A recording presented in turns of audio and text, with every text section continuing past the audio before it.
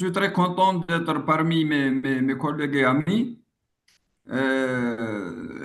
Honnêtement, lorsque Dr Boukadou m'a proposé si je vais quand même contribuer ou bien présenter un cours concernant justement le deuxième duodénome, je me suis dit, bon, qu'est-ce que moi je vais dire, surtout concernant les caroncules, nous les anatomistes, on les décrit comme ça, mais finalement, quand j'ai commencé à trébucher un petit peu, c'est vraiment tout un monde et ça m'a donné même l'idée de changer peut-être. Dommage que maintenant je suis à la retraite, mais il faut que peut-être on doit voir l'enseignement de l'anatomie descriptif habituel le plus souvent quand on enseigne, quand il s'agit de la configuration intérieure bon, de l'estomac ou bien du duodénum ou du rectum, on passe comme ça à la va-vite, mais finalement, je pense c'est à revoir l'enseignement surtout du tube digestif parce que en réalité, il est beaucoup plus accessible maintenant par voie endoscopique que par voie, j'allais dire, extérieure. C'est vrai, pour revenir un peu au sujet, donc le duodénum, quand même, c'est un segment très important dans le tube digestif. Déjà, vu sa situation, vu aussi sa fixité, situé entre deux organes qui bougent, l'estomac et le génoïdéon. Et lui, il est collé, donc pratiquement par fascia de Treitz. Il développe un rapport intime avec le pancréas, à la manière de la phrase la plus connue, le pneu et la jante, donc où le duodénum englobe parfaitement la tête. Ajouter à cela, comme j'ai dit, la situation, le paquet vraiment vasculo-nerveux et lymphatique, artériel, pardon, veineux et lymphatique. Ajouter à tout cela la présence d'un dispositif canalaire extraordinaire reliant premièrement les deux organes, le duodénum et le pancréas, et même avec les autres organes de voisinage, surtout le foie. Alors, nous avons ici, si vous pouvez m'afficher s'il vous plaît, Bilal, la deuxième slide s'il te plaît, la deuxième, Sahid. Donc voici une vue pratiquement schéma simple donc qui montre un petit peu le rapport intime qui existe entre le duodénum et la tête du pancréas et le dispositif vasculaire donc duodéno-pancréatique. Donc nous le voyons ici parfaitement. Et puis encore, voici le relais avec le foie à ce niveau, ce qui montre un peu l'importance de ces organes et leur contiguïté. Alors, pour revenir un peu, la prochaine, s'il te plaît, slide.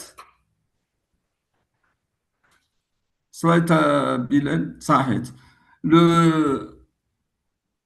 Cette situation, comme j'ai dit tout à l'heure, est expliquée aussi par déjà un stade très avancé déjà pendant le développement du tube digestif, où nous remarquons ici sur ce schéma, ça représente un peu une coupe avec le mésogastre antérieur et postérieur. Ici, c'est une coupe du tube. Et puis, les deux pancréas, parce qu'initialement, le pancréas, il avait deux parties, donc le pancréas dorsal et le pancréas ventral.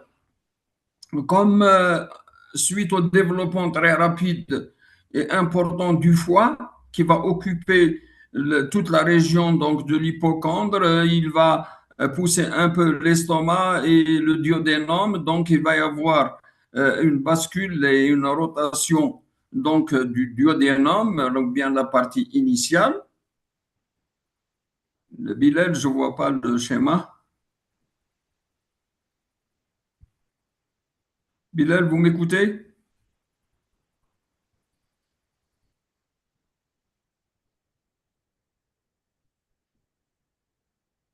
Vous m'entendez, s'il vous plaît?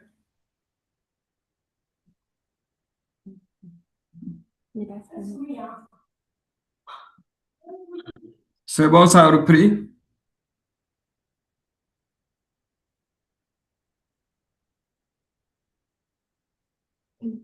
Bilal, Oui, on vous écoute. vous m'entendez? Oui, on vous entend. Si Chehad, c'est bon? Oh, il va ramener les slides. Oui, vous pouvez continuer, s'il vous plaît. Oui. Ah, ça. Donc, reprends la slide 3, s'il te plaît. Donc, comme j'ai dit, le lien d'ailleurs qui se trouve entre ces différents organes, c'est qu'ils avaient un développement commun, c'est-à-dire et le foie et l'estomac avec le pylore et tout ça et le duodénum, plus que aussi le pancréas, ainsi que les différents canaux.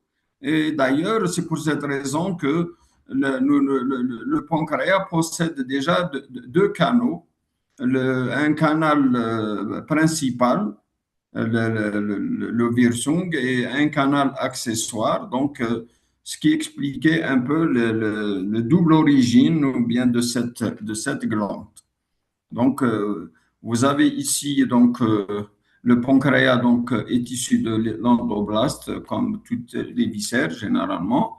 Donc, et comme j'ai dit, voici déjà une explication et c'est ça qui fait un peu la présence de nombreuses variétés concernant les embouchements, soit canalaires, soit vasculaires, etc., dans cette région.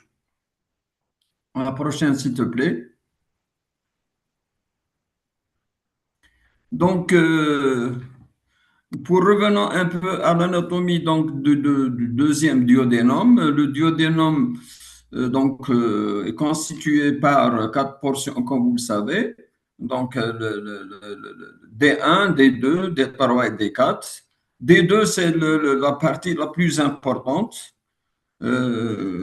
surtout caractérisée par la présence bien sûr, des deux, c'est surtout de ce qu'on appelle la grande caroncule, ou bien la voie, comment on appelle maintenant, la papille majeure, donc qui fait la réunion, donc comme vous le voyez ici, donc le cholédoque, ainsi que le Wirsung dans sa partie. Voici, on a enlevé un peu le corps de la tête et le corps du pancréas pour voir un peu le dispositif vasculaire. C'est une région qui est très très importante, non par, c'est-à-dire les nombreux éléments à ce niveau, comme vous le voyez bien. Alors, si on fait une coupe, comme ici, et puis on va voir la configuration intérieure. Configuration intérieure, c'est bien sûr la muqueuse du duodénum, donc va offrir plusieurs éléments. Donc, vous voyez bien un peu les plis le muqueux.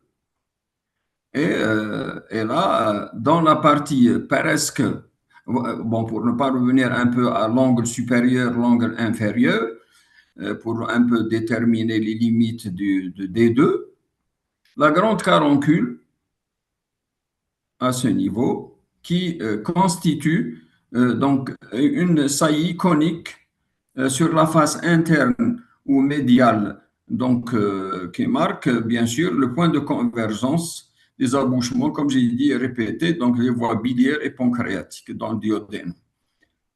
Le, la grande caroncule est constituée par plusieurs éléments, à savoir surtout l'ampoule de Vater, donc c'est la jonction en forme d'entonnoir, ici comme vous voyez, en forme d'entonnoir, où vont fusionner le cholédoque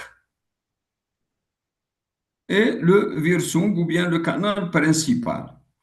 Ces deux canaux, bien sûr, chacun présente une musculature donc tout autour, lisse, donc, et puis il y a un appareil sphinctérien qui est le sphincter d'Oddi. Donc, c'est un anneau complexe de fibres donc, musculaires lisses qui entoure les terminaisons de ces deux canaux avec, bien sûr, l'ampoule. Cette musculature va réguler surtout la sécrétion de la bile et du suc pancréatique. Prochain, s'il te plaît. Les voies biliaires, pour ne pas trop revenir à ça, donc la voie biliaire, les voies biliaires sont de deux types, la voie biliaire principale et la voie biliaire accessoire. Voie biliaire principale, les deux canaux hépatiques, donc droit et gauche, qui fusionnent pour donner le canal hépatique commun, qui va recevoir donc le cystique avec la vésicule biliaire qui forme la voie biliaire accessoire, et puis le cholédoque qui va descendre et qui va passer en arrière ou bien la face dorsale du pancréas pour rejoindre par la suite le duodénum au niveau de l'ampoule à ce niveau. Prochaine, s'il te plaît. Alors, configuration interne où maintenant le mot le plus utilisé, on préfère maintenant l'anatomie endoscopique. Donc, elle va décrire bien sûr la configuration interne des différents segments du tube digestif. Au niveau du duodénum, la connaissance justement de l'anatomie papillaire dicte la stratégie de canulation sélective. Donc, on doit avoir l'évaluation initiale, doit inclure bien sûr la topographie, où est-ce que se situent les différentes variations, etc., la morphologie et le contexte périampulaire. La papille normale, normalement, se présente sous forme d'un bombement longitudinal, donc à peu près de 1 cm de longueur. Suivante, s'il vous plaît. Alors, le D2, comme j'ai dit, il va présenter la grande caroncule maintenant avec la nouvelle nomenclature, elle est appelée la papille majeure. Donc, c'est la cible donc, principale située sur la face donc, interne de D2. Elle constitue donc l'orifice naturel par lequel débouchent les voies biliaires et pancréatiques. Au-dessus d'elle, il y a la petite papille donc mineure ou bien la petite caroncule, donc située sur la face interne de D2, en haut par rapport à la précédente et qui draine aussi le pancréas par le canal sang-urine. Le sphincter d'Oddi qu'on a décrit tout à l'heure, donc il va se situer donc autour des terminaisons des deux canaux. Donc, le gastroentérologue doit le franchir pour cathétériser les canaux. Donc, ça, c'est un peu technique. Allez-y, s'il vous plaît.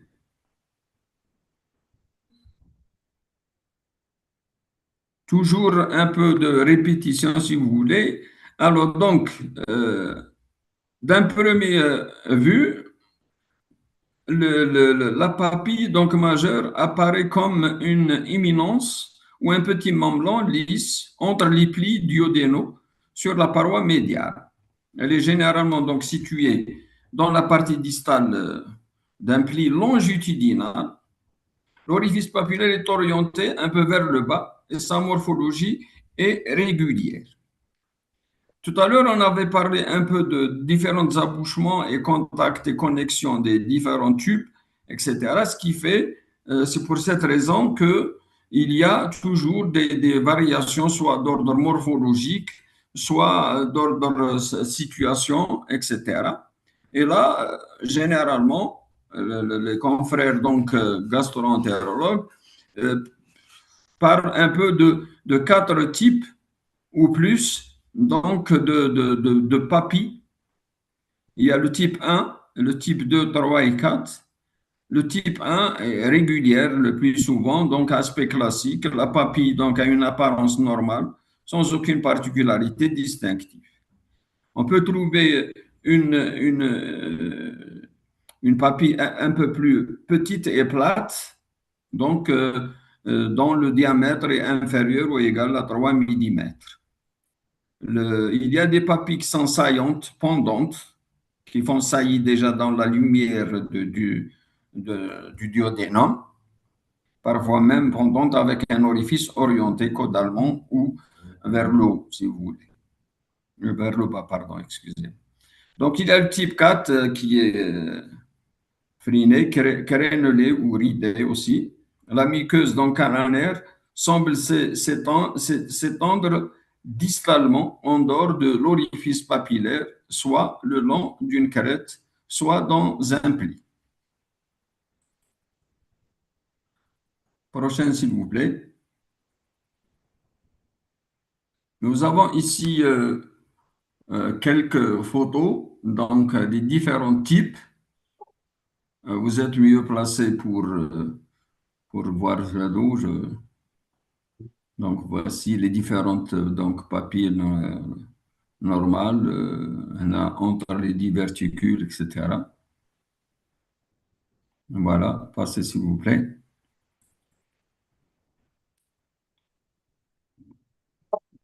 Il y a toujours un peu de répétition. Donc, l'endoscopie donc, du deuxième duodénum permet donc l'évaluation de la grande caroncule avec possibilité, bien sûr, de variation anatomique. La vue endoscopique, la papille donc majeure ou grande caroncule apparaît comme une éminence, un petit mamelon lisse entre les plis donc, de la muqueuse duodénale sur la paroi médiane. Elle est généralement située donc dans la partie distale. L'orifice papillaire est orienté, comme je l'ai dit tout à l'heure, donc sa morphologie est régulière. Voici quelques variations anatomiques donc, concernant justement cette papille. Alors, il y a papille dans un diverticule, donc périampulaire. Elle peut être difficile à exposer et à canuler. La papille, donc, sur le bord ou marge d'un diverticule, ce qui peut modifier la trajectoire classique. Donc, il y a la papille protubérante, donc redondante. La papille présente donc une saillie très prononcée dans la lumière duodénale. Vas-y, s'il vous plaît. Alors, autant qu'il y a ces différentes donc, variations, donc aussi, il doit y avoir aussi des variations concernant un peu la topographie et les différentes positions. La papille majeure, généralement, se situe sur le bord postéro un peu médial du deuxième duodénum. Elle se trouve généralement à la jonction donc, du tiers moyen et tiers inférieur de D2. Le deuxième duodénum, généralement, sur le plan anatomique, on le divise en trois parties, tiers supérieur, tiers moyen, tiers inférieur.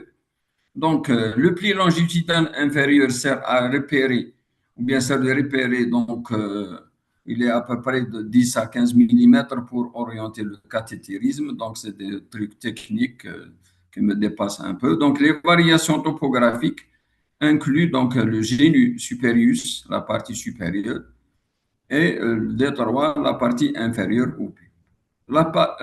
Il y a la papille ectopique préampulaire, donc elle est un peu difficile, donc elle complique un peu la stabilisation donc, du duodénoscope.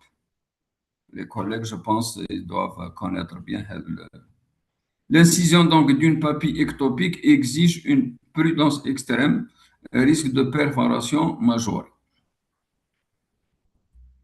Vas-y, s'il vous plaît. Concernant un peu les diverticules, donc parmi j'allais dire les différentes formes qui se présentent, on peut avoir un diverticule duodénal périampulaire. Le diverticule périampulaire est présent chez 10 à 25% des patients lors donc d'une CPRE, donc certainement vous avez rencontré. La présence donc de ce diverticule modifie un peu l'axe de la voie biliaire et repousse un peu le cholédoque. Ce diverticule donc augmente le taux d'échec de cannulation biliaire et les risques de perforation. Suivant, s'il vous plaît.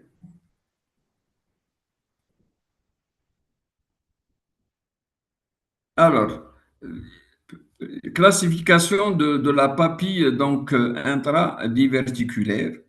Il y a plusieurs types. Donc, type A, bon, celle-là, je ne sais pas exactement. La papille donc est située profondément à l'intérieur de la poche diverticulaire. La papille est située exactement sur la marge B, sur le bord concernant le type B. Et le type C, la papille est située à l'extérieur donc du diverticule à quelques millimètres de la marge. La suite, s'il vous plaît.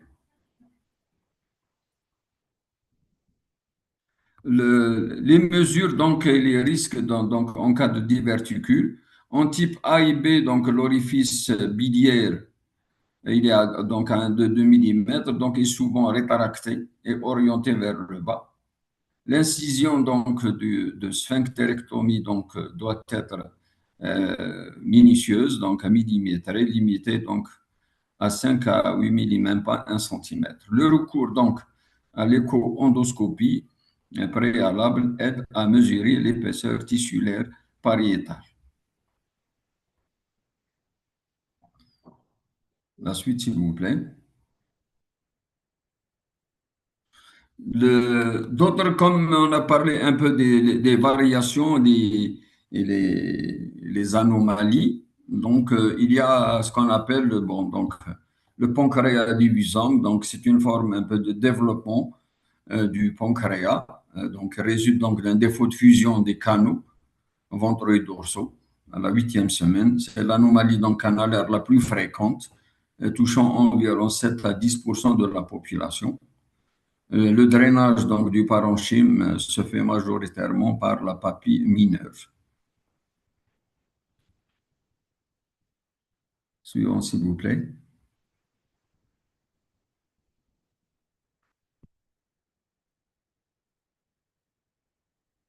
On revient toujours un peu sur la topographie donc, et les mesures de la papille mineure. La papille mineure donc, se situe un peu environ à 2 cm au-dessus de la précédente. Son orifice est punctiforme, mesurant souvent moins de 1 mm de diamètre. L'accès requiert un cathéter conique avec un fil guide très fin. Voilà.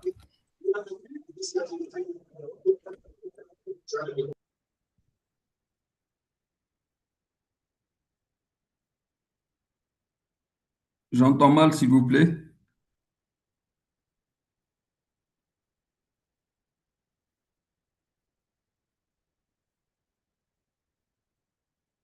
Alors, concernant un peu les abouchements, le canal de Versung et le cholédoque fusionnent donc pour former l'ampoule de Vater. La séparation se termine à 2 à 5 mm donc de l'orifice commun. Le diamètre normal du Versung au niveau de la tête pancréatique est à peu près de presque un demi-centimètre, 3 à 4 mm. Suivante, s'il vous plaît.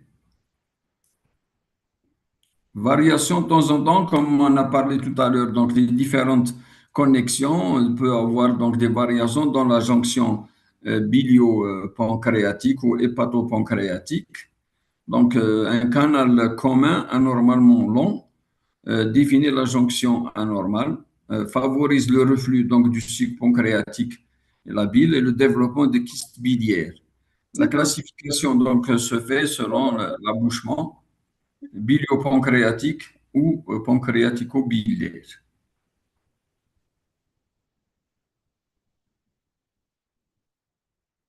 Suivante, s'il vous plaît.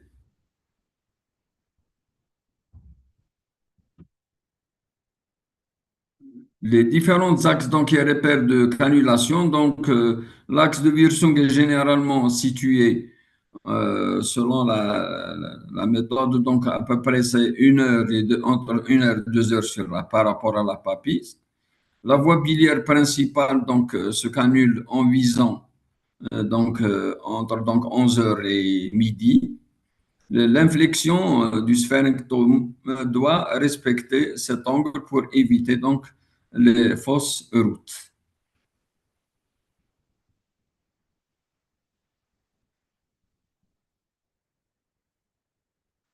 L'implantation concernant l'implantation donc du canal cystique, le canal cystique hautement situé donc par rapport au bord supérieur donc du duodénum, donc de temps en temps il est bas situé, donc ce qui va encore compliquer un peu donc la situation.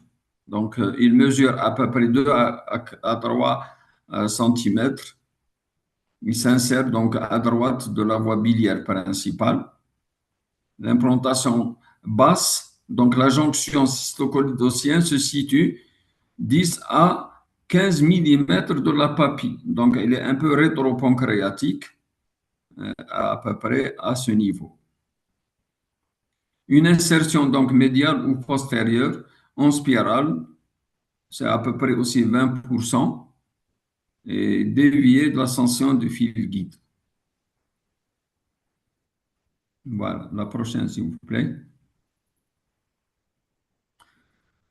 Donc, pour un peu synthétiser, donc, et puis les différentes implications thérapeutiques, les repérages ou bien les mensurations, la biométrie donc, topographique définissent la sécurité donc, de la coupe endoscopique face aux variations, donc les différentes variations qu'on avait vues tout à l'heure, les diverticules avec des cystiques bas, le pancréas divisome, etc. La stratégie intègre donc l'imagerie.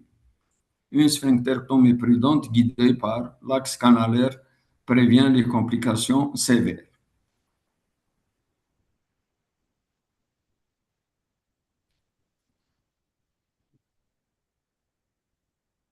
Donc, je ne sais pas si j'ai répondu un peu à votre curiosité concernant surtout l'aspect anatomique, parce que comme j'ai dit tout à l'heure et répété, c'est pas pour un peu me justifier, mais finalement, c'est un monde extraordinaire concernant justement, je pense on a discuté une fois avec les gastrologues de chez nous ici à Sétif, lors d'un exposé où je me suis dit, peut-on pas changer l'enseignement de l'anatomie parce que vous êtes tous passés par surtout le module de digestif où on passe le plus souvent quand on arrive à la configuration intérieure, comme alors que maintenant c'est la seule peut-être voie d'accès qu'on peut, vous voyez bien, apporter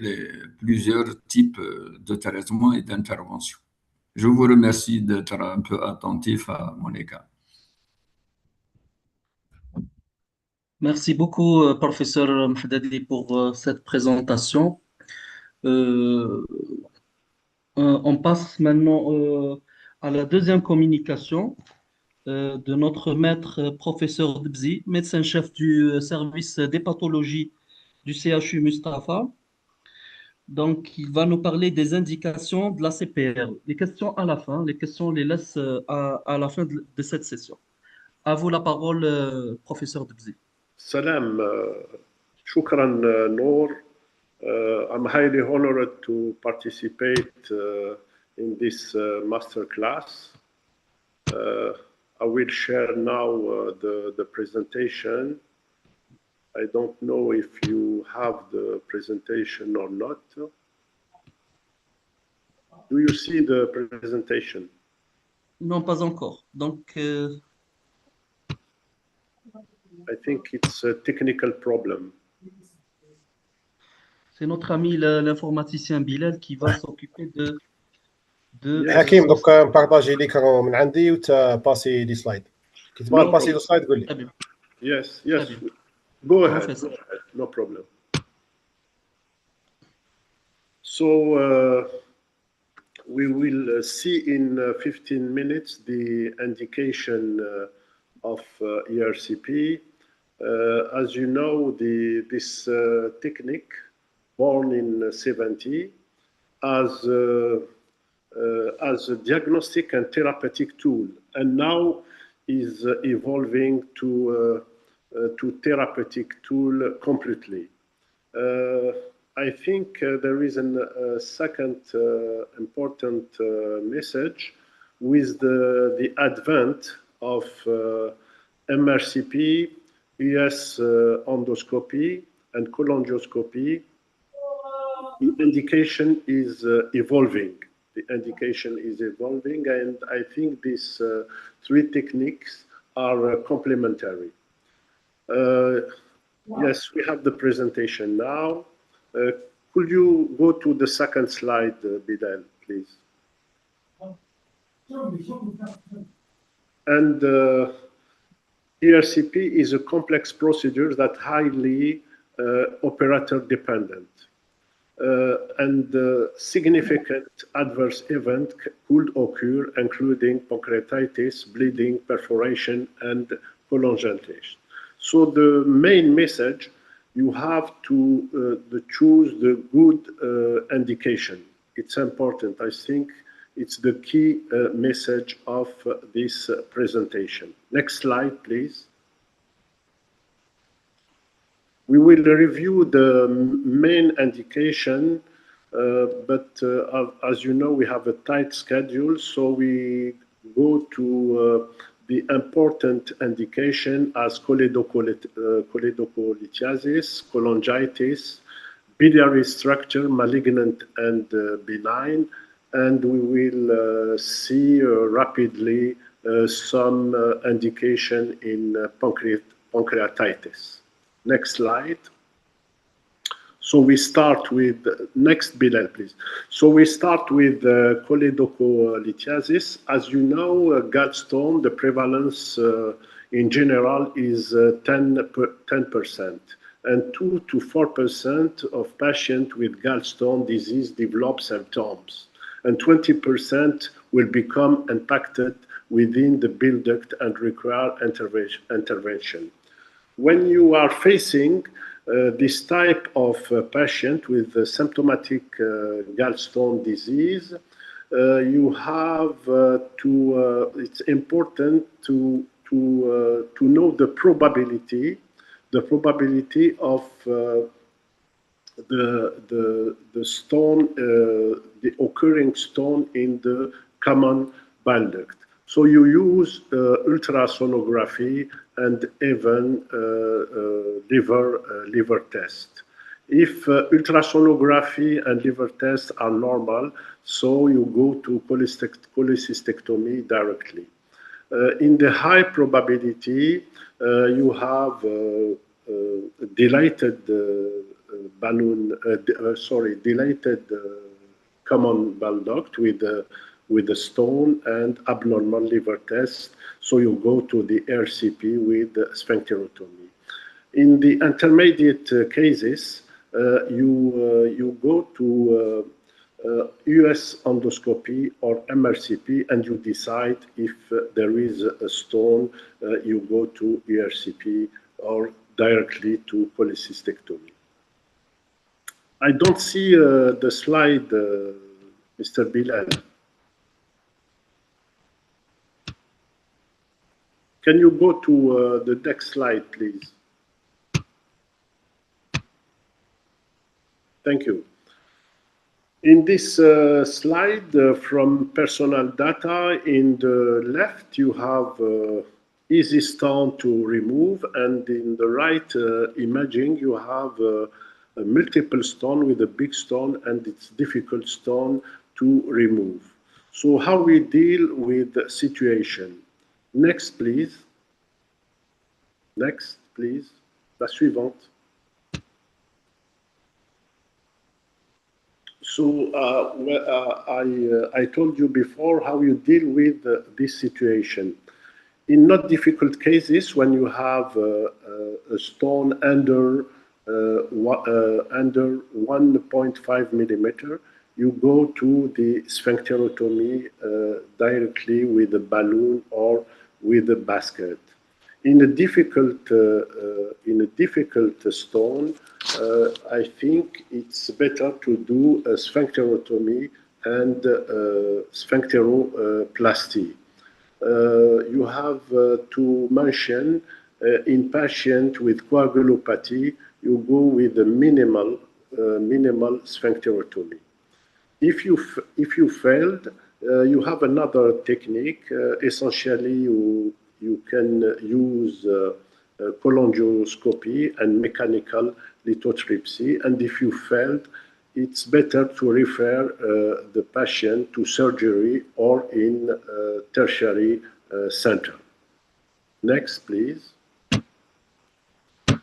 After choledocholithiasis, we will see the emergency setting, essentially cholangitis.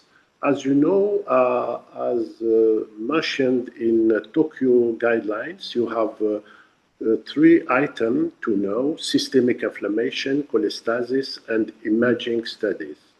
If you have the 3 items, I, B, and C, you have the definite diagnosis of cholangitis. More than this, next slide, please. Next slide, please.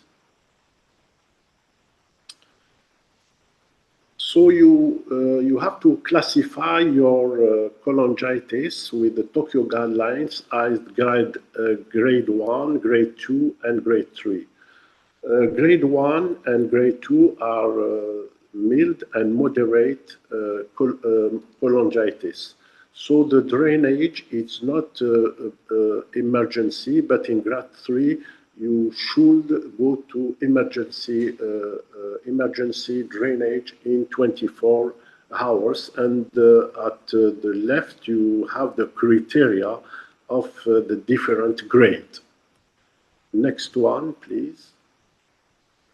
After cholangitis, we see now biliary structures, and you can classify them as malignant, fibroinflammatory, iatrogenic, vascular, and the others. In malignant, you have essentially, it's daily practice, essentially pancreatic cancer, cholangiocarcinoma.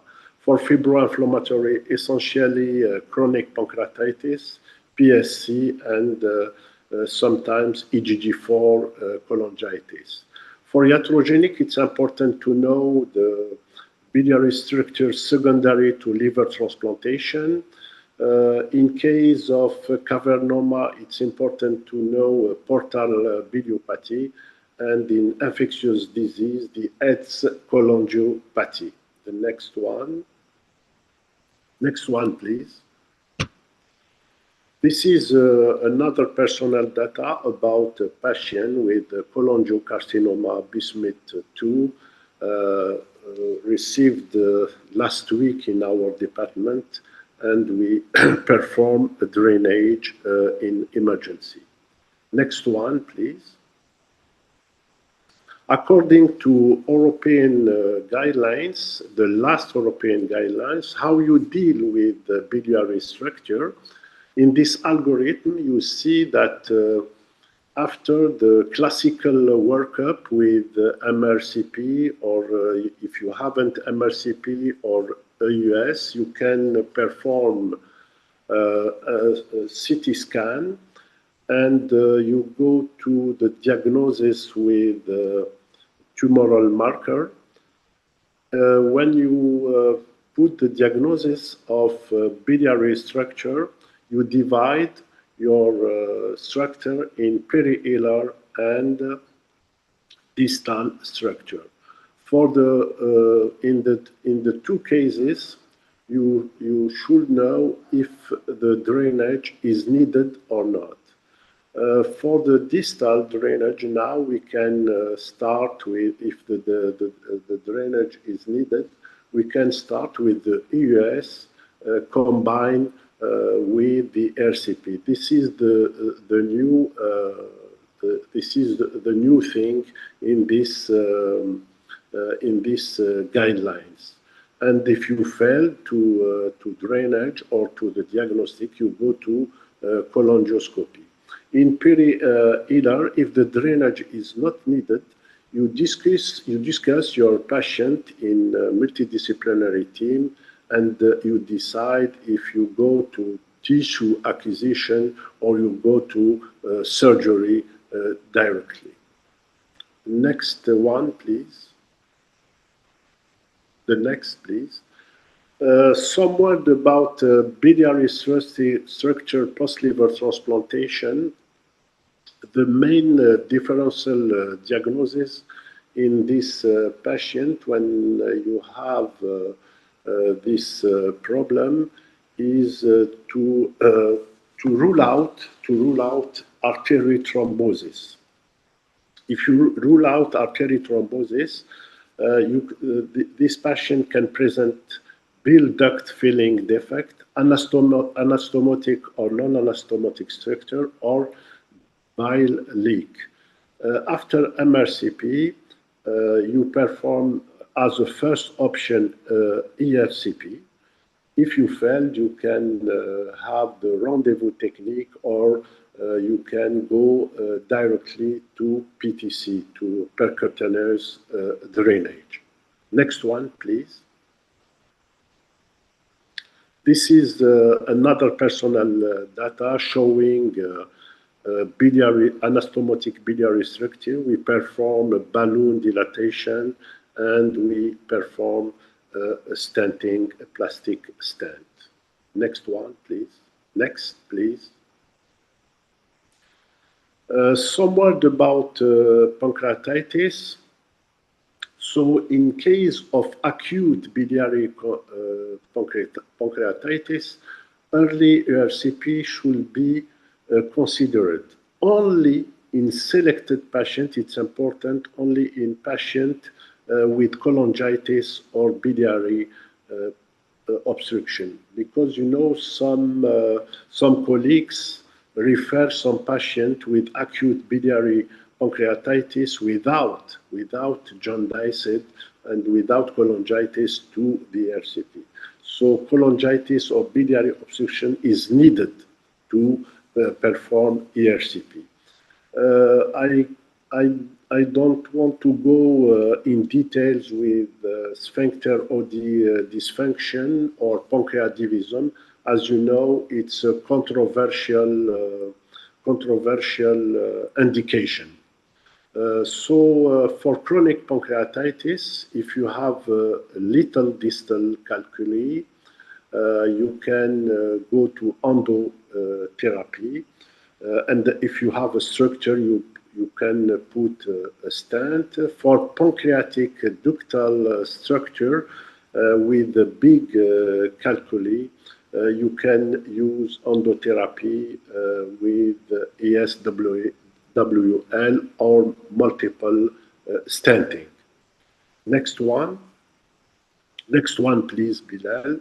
The contraindication for ERCP are listed here, and you see there is a lack of patient consent. It's important to have the consent of the patient. Perforation, hemodynamic instability, and corrected coagulopathy, and high-risk intervention on full-dose anticoagulation or antiplatelet therapy. So we will see some contraindication in the next slide. Next slide, please, Bilal.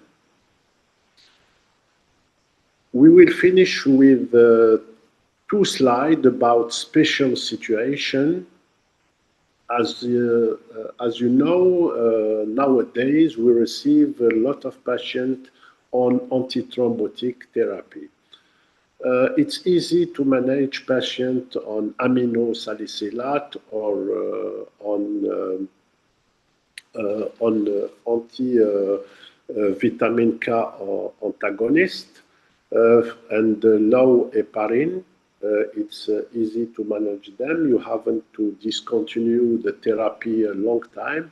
But for patients on clopidogrel or with a direct anticoagulant, you should discontinue therapy, and I advise you to have a dialogue with the cardiologist and your anesthesiologist before perform the ERCP and the sphincterotomy. Next one, please. Next, Bilal. We finish with pregnancy. As you know, pregnancy is not always promotes baby, but sometimes cholelithiasis occurring at a rate of 12%, but only 0.1% of pregnancies have symptomatic cholelithiasis. For the approach, it's better to postpone, if possible, the ERCP after the delivery, and not perform the ERCP in the first trimester.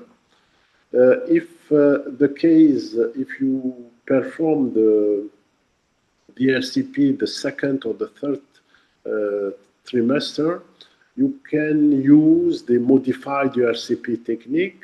You reduce the fluoroscopic time and exposure. You avoid radiation. What about the maternal outcome in pregnant women after ERCP? In the study of NRD, you can see that you have more pancreatitis post-ERCP in pregnant women, probably because the operator avoid the fluoroscopic time. For the fetal outcomes, there isn't the technique is safe according to the meta-analysis published by Azab and colleagues. So to conclude, the next, please. To conclude, you have a take-home messages. ERCP is a vital therapy for the diagnosis and management of pancreatobiliary disease. Indication, as you see, is evolving, and this technique is highly operator dependent. And the important message, you always should know the right indication. It's important to go to the right indication, and you know the adage, hope for the best, but prepare for the worst. Thank you very much for your attention. Merci beaucoup, professeur Debzi, pour cette excellente présentation, comme d'habitude. On a beaucoup appris. Ça nous a permis d'organiser un peu nos idées, surtout l'indication, je pense, c'est la partie la plus importante de la CPRE. Le côté technique, le côté manuel, je pense que tout le monde peut l'apprendre, mais l'indication, choisir la bonne indication et choisir le bon malade, c'est la partie la plus difficile et qu'on apprend malheureusement un peu tard. On apprend la technique avant et les indications, on les apprend après. Exactement. Ouais. Et le message, c'est le message clé pour les plus jeunes. Voilà, parce que les patients, il y en a toujours, mais il faut choisir les bons. Voilà. On pourra en discuter après. Oui. Donc, je passe ma présentation maintenant. Je vais essayer de vous parler.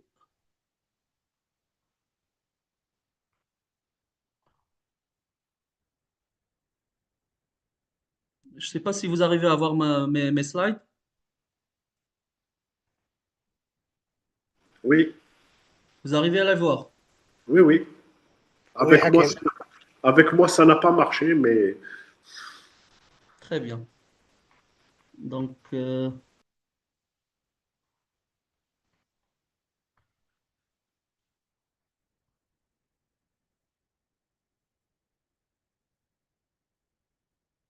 je vais essayer de vous parler du positionnement du fluoroscope, du positionnement du duodénoscope et technique de stabilisation. Et je vais vous parler aussi des équipements et accessoires, du réglage du bistouri électrique.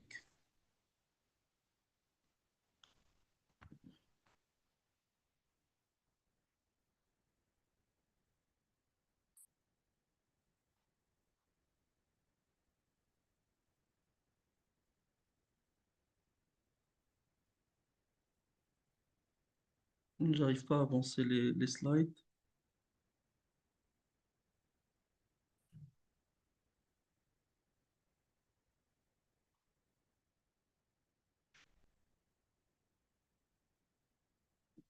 J'arrive pas à avancer les slides.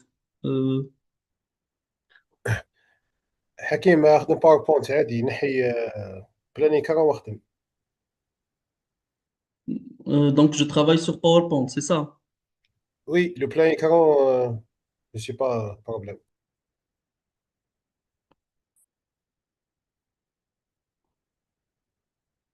C'est bon, vous arrivez à voir.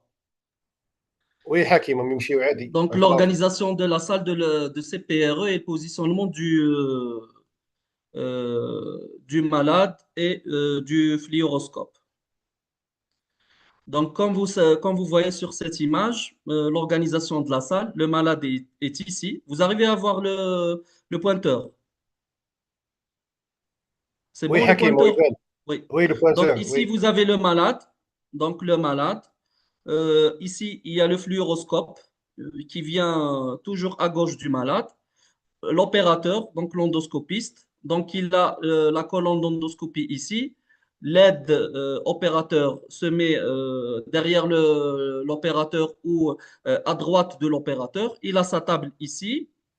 Et tout ce qui est anesthésie, tout ce qui est sédation, c'est au sommet du malade, le côté céphalique du malade. Donc, pour la position du malade, on peut le mettre dans 3 positions différentes. La position la plus utilisée en Algérie, c'est le décubitus latéral gauche. Donc, on le met sur la gauche. La deuxième position, on peut le mettre sur le dos, donc décubitus dorsal, et on peut le mettre sur le ventre. En Algérie, on utilise surtout cette position. En Belgique et en France aussi, on utilise la position dorsale et c'est la préférée des anesthésistes parce qu'on peut intuber le malade facilement et on ne le fait pas bouger. Donc, c'est la position que les anesthésistes préfèrent. Et la position décubitus dorsal, c'est une position très intéressante aussi, utilisée surtout en Asie. Donc, nos confrères en Égypte, en Arabie Saoudite, même en Chine et en Corée du Sud utilisent beaucoup cette position qui permet d'avoir un cholangiogramme optimal. Le problème avec cette position, c'est l'anesthésie n'est pas content quand on fait le malade dans cette position parce que la respiration est plus difficile comme ça. Donc, les avantages de chaque position. La position latérale gauche, comme j'ai dit, on peut le faire le malade sous sédation. Donc, c'est une position latérale de sécurité en fin de compte. Donc, on peut ne pas intuber le malade. Une simple sédation et on fait une simple sédation sur le dos et après on tourne le malade vers le côté gauche et on peut faire notre geste. Et c'est une position idéale pour le cathétérisme. Le cathétérisme biliaire endoscopique est facile dans cette position. Les inconvénients de cette position sont le cholangiogramme. Le cholangiogramme n'est pas top dans cette position parce qu'on a la cage thoracique qui va, et même le bras du malade, qui va s'interposer entre le fluoroscope et le foie. Donc, il y a aussi le problème de myalgie. Si on reste très longtemps dans cette position, on peut avoir des myalgies au réveil du malade. Et aussi l'anesthésie courte, parce qu'on a fait le malade sous sédation, il ne faut pas dépasser une demi-heure. Donc, si on a une CPRE difficile, qu'on est obligé de prendre un peu plus de temps, donc l'anesthésie sera risquée dans cette situation. Le décubitus dorsal, donc c'est la position idéale pour les anesthésistes. C'est la position neutre. Les gynécologues travaillent dans cette position, les viscéralistes travaillent dans cette position. C'est la position la plus facile pour les anesthésistes. On ne fait pas bouger le malade, on ne le fait pas tourner. Donc, généralement, le malade est intubé dans cette position. Donc, les avantages de cette position, c'est que le malade est intubé. Donc, il n'y a pas de risque de syndrome de Mendelssohn. Donc, il n'y a aucun risque sur le plan anesthésique. Donc, on peut prendre notre temps lors de la CPRE. Le cholangiogramme est optimal dans cette position. Donc, entre le fluoroscope et le foie, il n'y a aucune interposition. Et il n'y a pas de risque de myalgie parce qu'on ne va pas faire bouger le malade. Il est dans la position, il est venu dans cette position, il est endormi dans cette position, il est réveillé dans cette position. Les inconvénients de cette position, c'est le cathétérisme.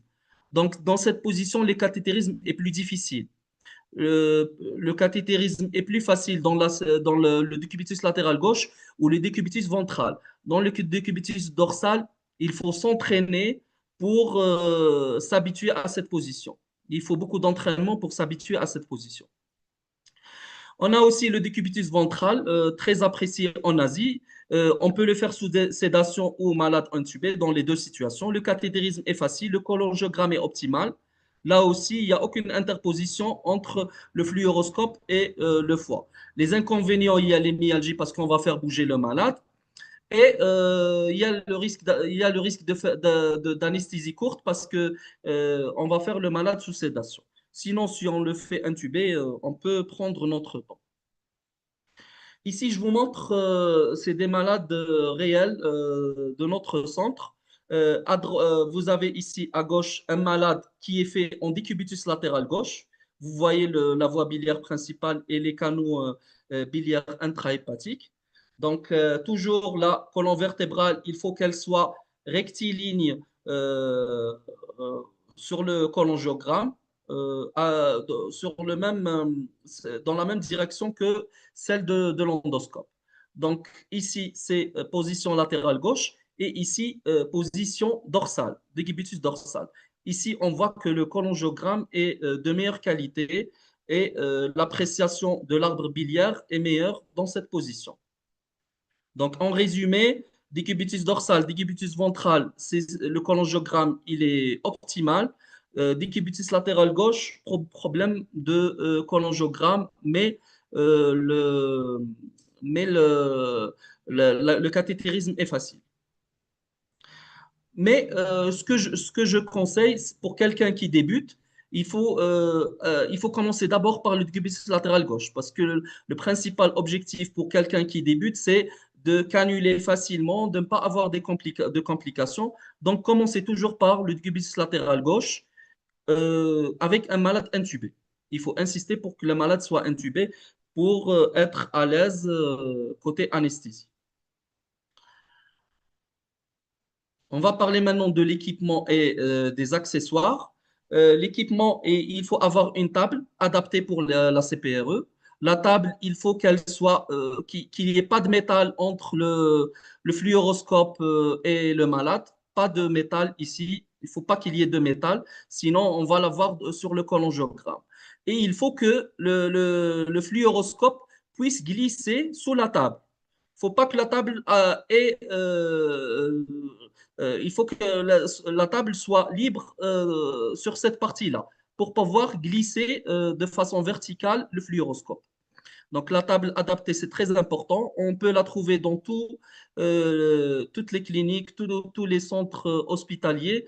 C'est une table utilisée, surtout appréciée par les orthopédistes. Donc, c'est la même table que les orthopédistes utilisent. Donc, on a aussi un fluoroscope. Le fluoroscope, on peut avoir toute une salle de cathétérisme où le fluoroscope est attaché à la table.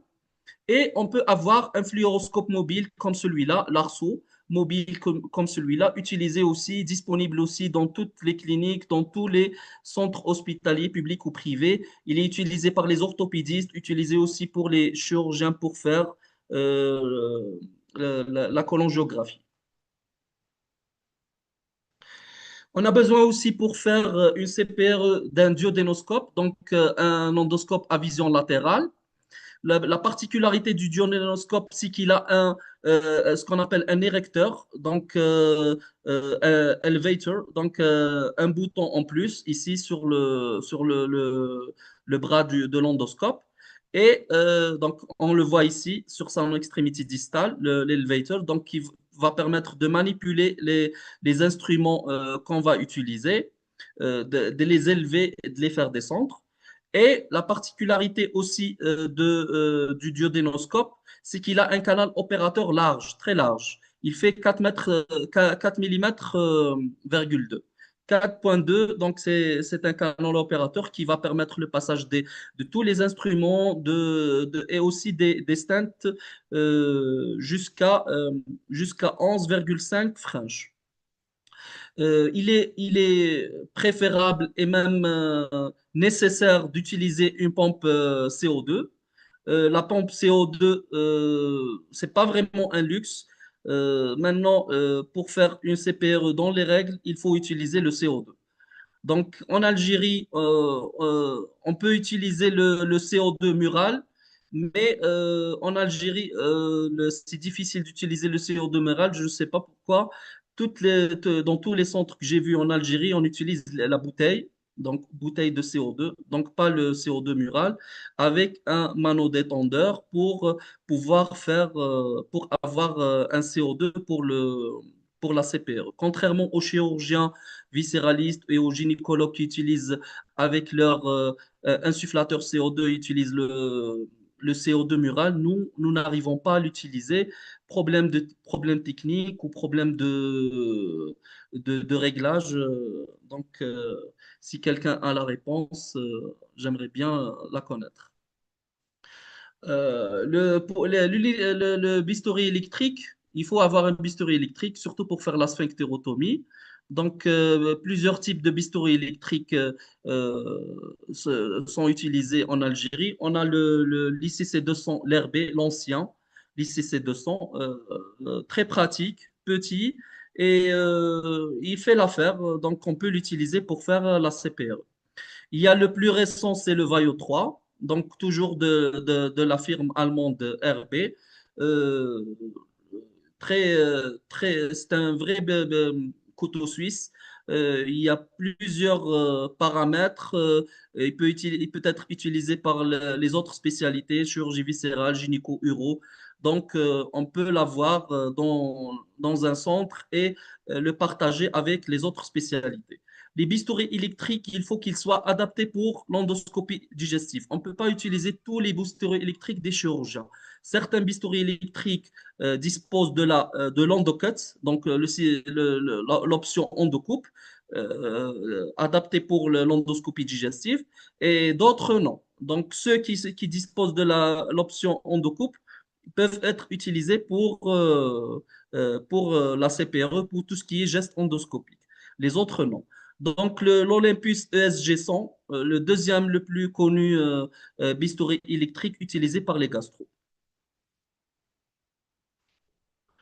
Le consommable, la pierre angulaire du consommable, c'est les fils guides. Les fils guides, il y a plusieurs particularités des fils guides. On peut avoir des fils guides longs, 4,50 m, ou des fils guides courts, 2,60 m. Le diamètre, les deux diamètres les plus utilisés en endoscopie en CPRE, c'est le 35 inch et le 25 inch. On peut avoir un straight tip, comme vous le voyez ici, straight tip et angle tip. Et on peut avoir des fils guides stiff, donc qui sont rigides, et des fils guides qui sont le moins rigides. Ce que je conseille pour commencer, c'est de prendre les fils guides, un seul type de fil guide, le fil guide 4,50 m, 35 inch, straight tip, avec un standard stiffness, une rigidité standard. Le plus connu, le plus célèbre, le plus ancien, c'est le Jaguar from Boston. Très connu par tout le monde, utilisé partout dans le monde. Les sphinctérotomes, le deuxième instrument le plus important en CPRE, plusieurs types de sphinctérotomes aussi. Il y a les sphinctérotomes double lumière, sphinctérotomes triple lumière. Maintenant, je pense qu'on ne fabrique plus les sphinctérotomes double lumière, on n'utilise que les sphinctérotomes triple lumière. Triple lumière, ça veut dire qu'il fait passer le fil guide, il fait passer le produit de contraste, et la troisième lumière, c'est le cat wire, c'est le fil qui va permettre la sphinctérotomie. Donc, les sphinctérotomies, il y a les short noise et long noise. On utilise surtout les short noise. Le diamètre du sphinctérotome diffère d'un sphinctérotome à un autre. Il y a les fins, les intermédiaires et les larges diamètres de sphinctérotome. Et il y a la longueur du catwire aussi qui diffère d'un sphinctérotome à un autre. La rotativité du sphinctérotome. Il y a des sphinctérotomes qui sont rotatifs. Donc, surtout si on est bien positionné en face de la papille, on a besoin une petite rotation du sphinctérotome pour avoir un cathétérisme et pour passer au niveau de la papille. Il y a aussi les sphinctérotomes qui sont épluchables. Donc, on peut faire sortir le fil guide à travers la gaine du sphinctérotome et d'autres non. Et il y a aussi les sphinctérotomes qui sont adaptés pour l'anatomie modifiée. Ils sont inversés. Ils ne coupent pas dans la direction habituelle, ils coupent dans la direction inverse, adaptés pour les Billroth 2, les malades qui ont fait une gastrectomie. On est obligé de traverser tout le jejunum avec un entéroscope double ballonné ou avec un coloscope selon la technique utilisée. On arrive en face de la papille, mais on arrive pas par le duodénum, on arrive par le jejunum, on arrive dans le sens inverse. Donc, on va utiliser un sphinctérotome inversé pour pouvoir faire une sphinctérotomie parce qu'on va trouver une papille inversée, pas dans le sens habituel. Mais ça, c'est une indication rare relativement. Et pour quelqu'un qui débute, je pense qu'un sphinctérotome triple lumière avec short noise et un diamètre fin non rotatif, non épluchable et non inversé, c'est très suffisant pour commencer à faire du cathétérisme. Et le sphinctérotome que j'utilise est le plus célèbre partout dans le monde et c'est un très ancien sphinctérotome et qui est toujours apprécié par les endoscopistes, c'est l'ultratome de Boston Scientific. Il y a son équivalent rouge, vert plutôt, qui s'appelle autotome, mais le vert, il est épluchable. Pour notre situation, pour l'Algérie, je pense que ce sphinctérotome a un très bon rapport qualité-prix et aussi on peut, le fait de ne pas l'éplucher va permettre de faire un geste de façon plus protégée et il dure dans le temps. Donc son avantage, c'est qu'il dure dans le temps. On peut l'utiliser plusieurs fois. Donc, on utilise aussi au cours de la CPRE le produit de contraste. Bien sûr, le produit de contraste, c'est le même produit de contraste que les radiologues utilisent pour faire des scanners, donc qu'il injecte en intraveineux. Et c'est le même produit de contraste utilisé par les urologues. Il est partout disponible, dans tous les centres médicaux, dans tous les hôpitaux, que ce soit public ou privé. Donc, on utilise aussi au cours de la CPRE le needle knife. Si jamais on a une difficulté à cathétériser avec un sphinctérotome, on va faire une pré-coupe, pré-cut, donc qui va permettre de cathétériser la voie biliaire principale.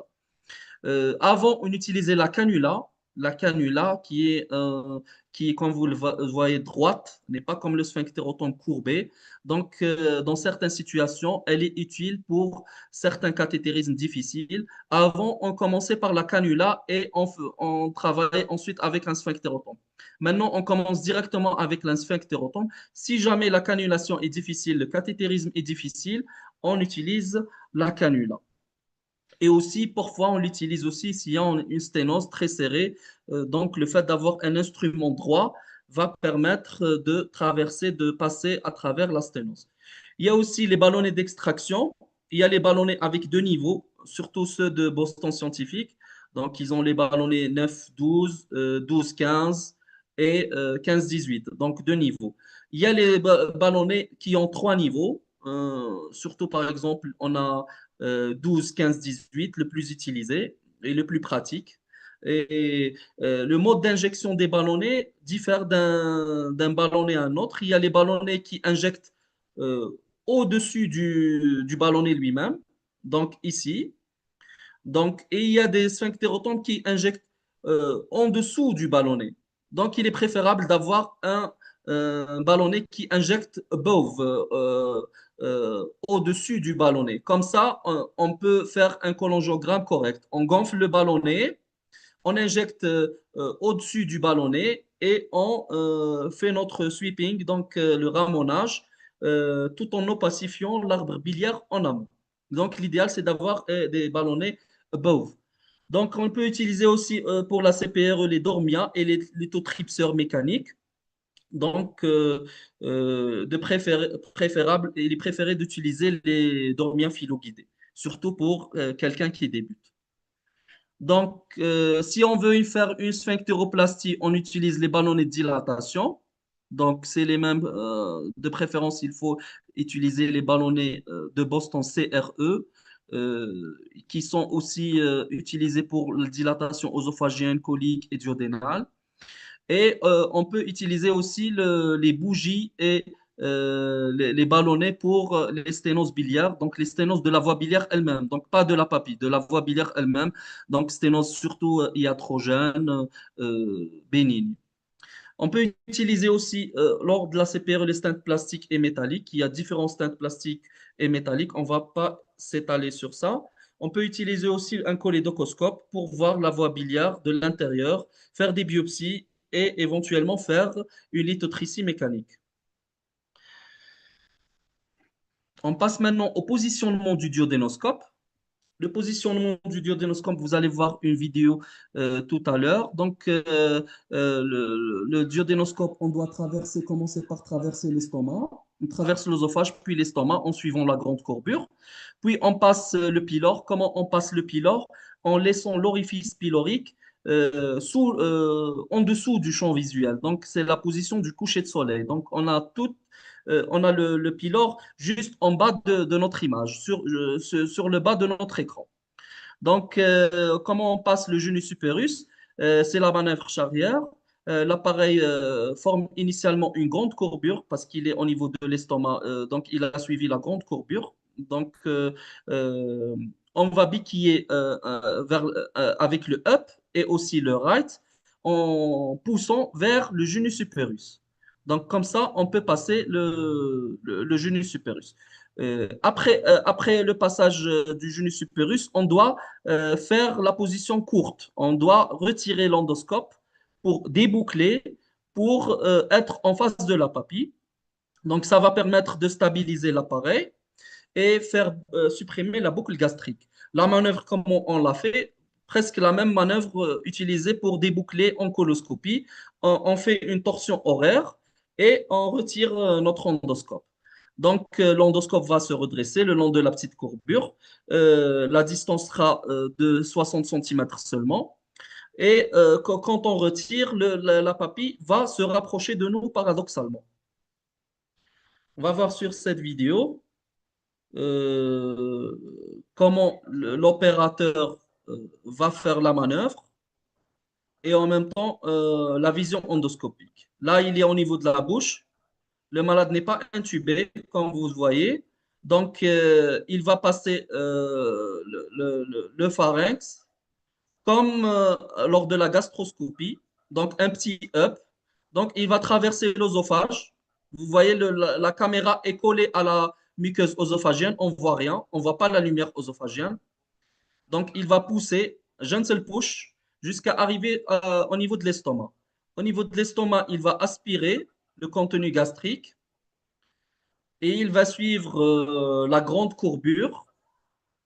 Donc, il va suivre la grande courbure. Donc, il va faire une grande boucle. Donc, vous voyez l'angulus en haut et le pylore, il est juste en bas. Donc, il a juste vu la partie, une petite partie du pylore. Là, il est au niveau du bulbe. Il y a une petite érosion au niveau du bulbe. Il est collé au genou supérus. Vous voyez le genou supérus ici. Et il va essayer de déboucler. Il n'arrive pas à déboucler. Il va revenir une autre fois. Il va coller au genou supérus avec un up et right, up, right, up, right, up, right. Il est en face de la papille. Il va retirer Donc, il va essayer de retirer jusqu'à se stabiliser en face de la papille. Là, la papille, elle doit être au milieu de notre écran pour pouvoir cathétériser facilement.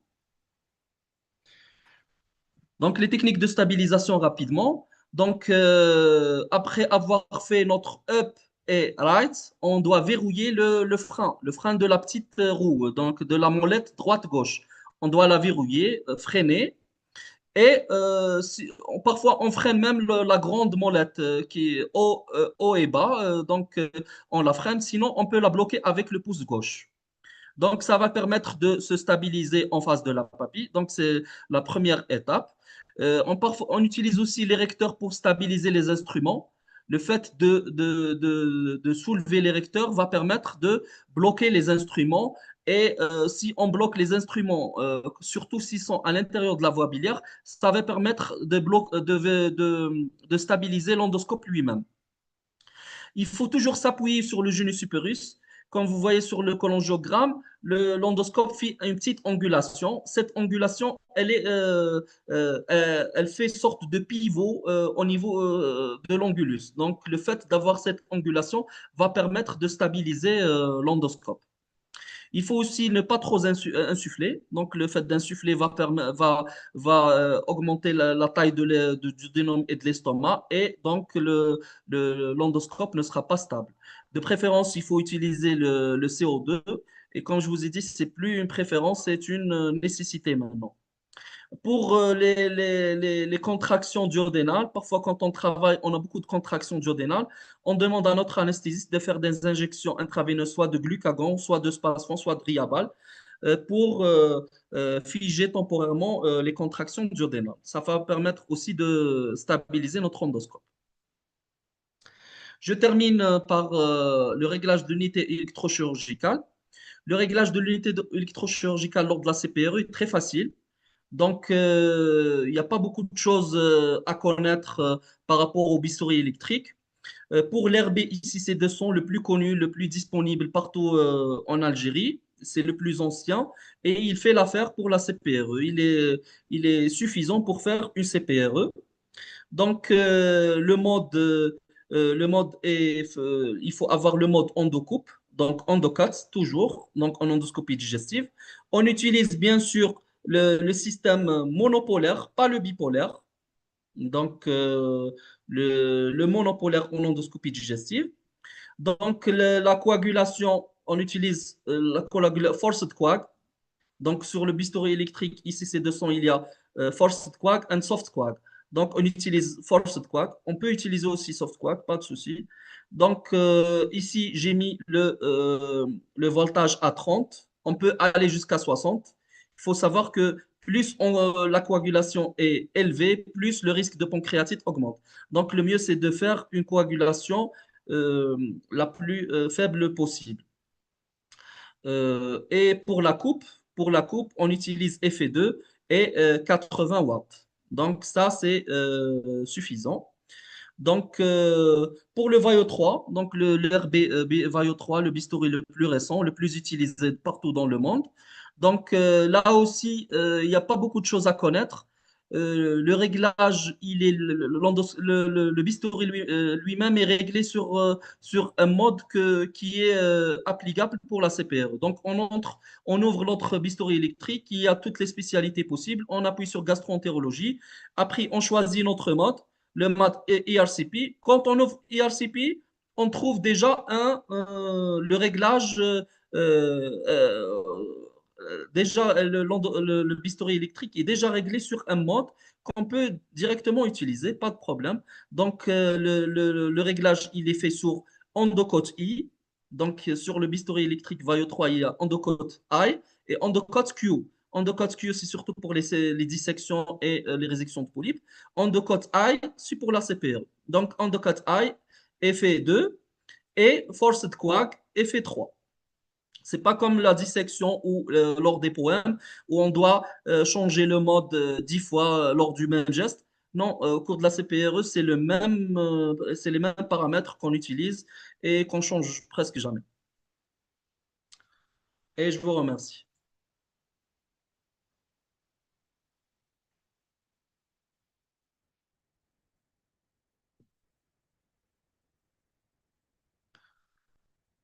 Vous Merci m'entendez? Nour. Oui Nour, c'était un excellent exposé. J'imagine Merci. que tout le monde a apprécié ta conférence, ainsi que celle du professeur Debzi et du professeur Mahdadi. Je J'ai essayé crois de faire une qu'on... présentation plutôt pratique.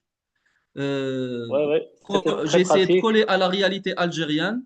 J'ai pas parlé du consommable qui n'est pas disponible en Algérie. Par exemple, le consommable Cook, c'est du très bon consommable, mais on n'a pas un représentant de la firme Cook en Algérie. Donc, j'ai pas parlé du tout du consommable Cook. Donc, j'ai parlé presque que du consommable disponible en Algérie, du Boston Scientifique, sont très présents en Algérie, et aussi à Microtech maintenant. Et le consommable de Fiji aussi n'est pas mal. Donc, j'ai essayé de coller à la réalité algérienne. Comme ça, la présentation va aider tous ceux qui veulent commencer à faire du cathétérisme. Oui, non, c'était excellent. Donc, je crois qu'on va prendre quelques questions, Nour, Oui, pour les questions écrites. D'abord, je tiens à remercier vivement le professeur Mahdadi de son excellent exposé vis-à-vis de l'anatomie. Donc, on doit connaître par cœur pour bien cathétériser parce que avoir compris les spécificités de la papille ainsi que de revoir l'imagerie du patient est très important. I'm saying in English, so knowing the anatomy and the configuration of specific cases, especially we have to check our CT scan and MRI of our patients. It's very, very important to know what to do. So we have to carefully see the files of the patient and eventually very, very, very high selective patients, as Professor Debzi, our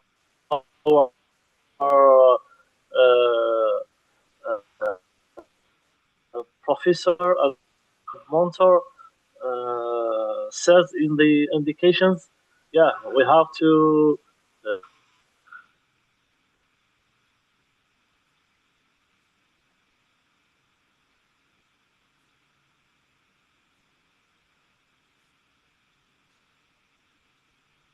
donc je pense qu'on a perdu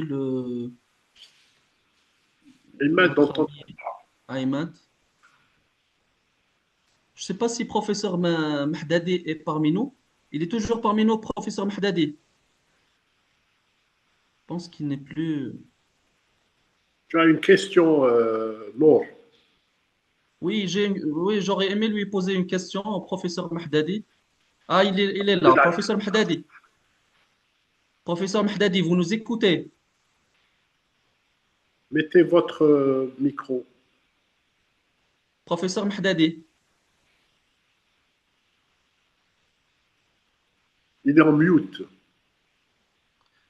Professeur Mahdadi. Oui, j'écoute. Oui, professeur Mahdadi.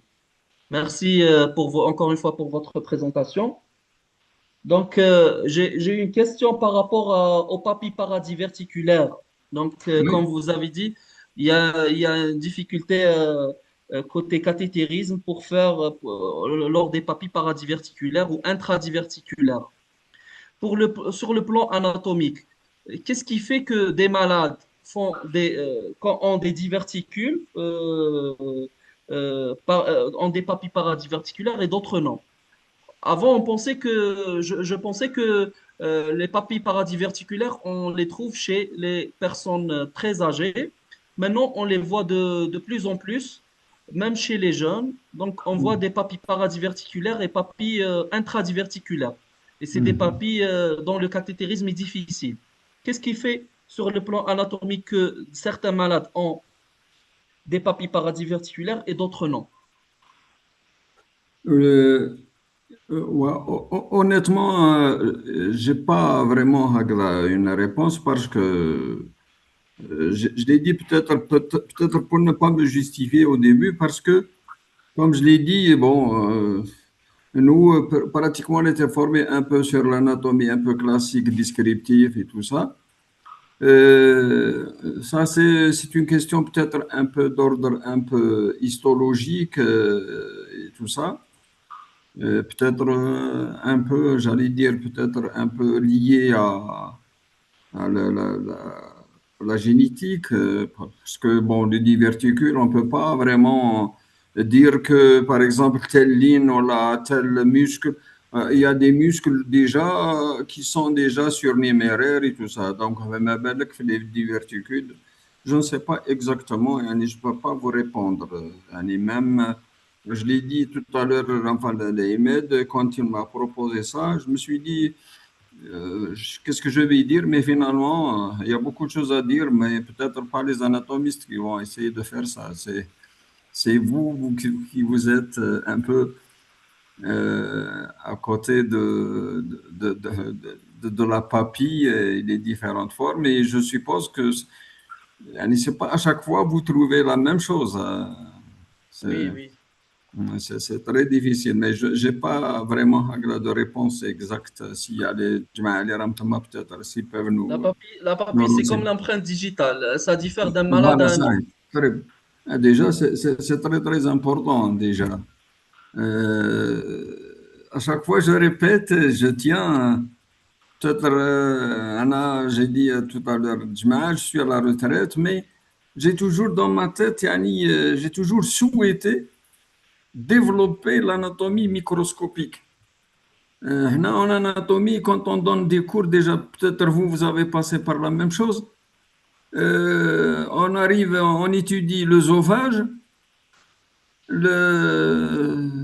C'est un long tube musculo-membraneux tendu jusqu'au. Mais quand on arrive à la configuration intérieure, bon, configuration intérieure, la muqueuse présente des plis, il y a zone de rétrécissement, encore, avec maintenant on déplie ça. Et alors que je vois que Thomas, vous êtes mieux placé, le tube digestif, il doit être changer l'anatomie, enfin l'enseignement de son anatomie. Bourrer un étudiant en deuxième année avec des rapports de l'estomac en avant, en arrière, à droite, à gauche,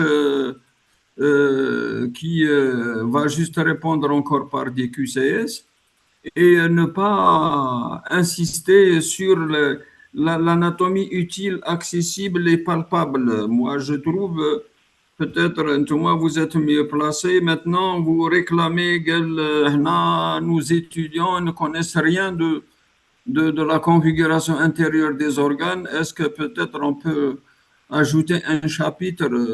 Je ne sais pas si les Jamaïs ils sont d'accord avec moi ou pas. Euh, Tout à fait d'accord avec vous. Bien sûr que l'enseignement, faut l'adapter à chaque fois aux peut-être les nouvelles technologies. c'est Les le nouvelles papier là. technologies on peut apprendre l'anatomie de façon très didactique avec les nouvelles technologies. Ouais. Donc, il faut peut-être introduire les nouvelles technologies et faire évoluer bien sûr l'enseignement. Mais je suppose déjà, comme j'ai dit, un généraliste qui connaît un peu qu'est-ce qu'il doit connaître de l'estomac. Alors, s'il ne connaît pas un peu la configuration intérieure, donc qu'est-ce qu'il a à voir lui, avec les autres, par exemple, malformations, j'allais dire, ou peut-être maladies, s'il n'y a pas, parce que la pathologie gastrique, c'est le point quotidien, donc il faut qu'ils connaissent un peu, au moins, la configuration intérieure des différents organes. C'est dommage, Yani, là, on a lutté avec le professeur Hamoudi Rabbi Arhamou, pour à chaque fois, on insiste pour les jeunes, à chaque fois quand vous arrivez au chapitre endoscopique, maintenant, l'endoscopie est la disposition, c'est-à-dire de pratiques courantes, il faut que les gens doivent tenir compte de ça. Si vous Merci beaucoup. permettez, Monsieur Mahdadi, Donc, pour répondre à Nour, donc probablement que tu fais beaucoup de CPRE. I imagine that Dr. Chehad make a lot of ERCP. That's why he find a lot of diverticulum, paradiverticulum, and intradiverticulum papilla. I know that from the literature that diverticulum is maybe at 10% among older patients. As we know, as the colon, we get in age, and the typical diverticulum is higher. What do you think, Professor Debzi? Yes, I agree with you. Probably the age, donc on retrouve surtout l'âge et aussi la perte de l'élasticité, essentiellement. Voilà, mais je n'ai pas de réponse, comme disait le professeur Mahdadi, je n'ai pas de réponse en ce qui concerne les jeunes avec les diverticules. Peut-être que chez les jeunes, on peut surtout retenir une origine beaucoup plus congénitale. Voilà. Par rapport aux personnes les plus âgées où il y a une perte de l'élasticité. Voilà, mais je n'ai pas vraiment de réponse sur la fréquence chez les jeunes. Déjà, bon, il y a la pratique de la CPRE aussi. Hein. La pratique de la CPRE se fait aussi à un âge, disons, moyen de 50 ans et plus. Donc, il y a ça aussi qui fait que peut-être qu'on n'a pas aussi de réponse. Il y a ce point aussi. Voilà. Sinon, je voulais revenir à Chehad. Tu as insisté tout à l'heure sur le CO2. Tu sais qu'il n'est pas disponible dans toutes les salles d'endoscopie où on fait, toi tu le recommandes fortement. Voilà. Il y avait une question aussi sur le chat. On te demande est-ce que tu as une expérience des dilatateurs, des bougies dans les sténoses biliaires. Voilà, les deux questions. Oui, oui, merci. Oui, pour le CO2, il est de plus en plus recommandé. Nous, quand on a commencé à faire la CPRE, on ne parlait pas de CO2, mais ces dernières années, on parle beaucoup de CO2.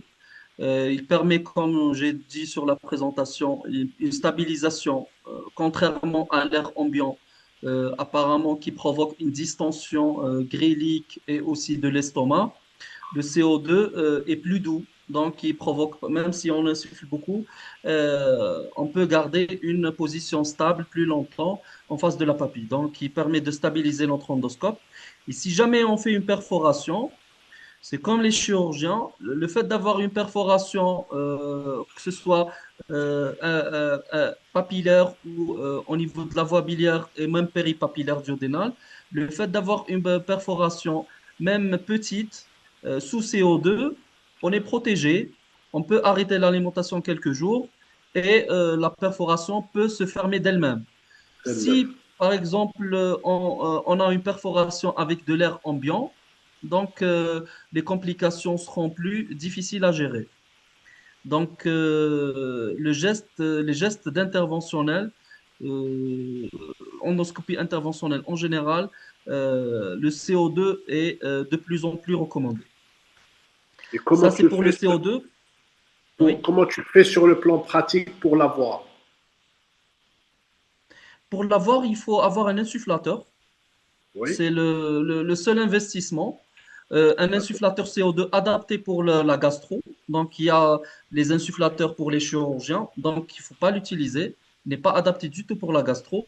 Il faut choisir un insufflateur adapté pour la gastro, pas ceux des gynécologues ou des autres Est-ce spécialités. que tu as une marque à recommander?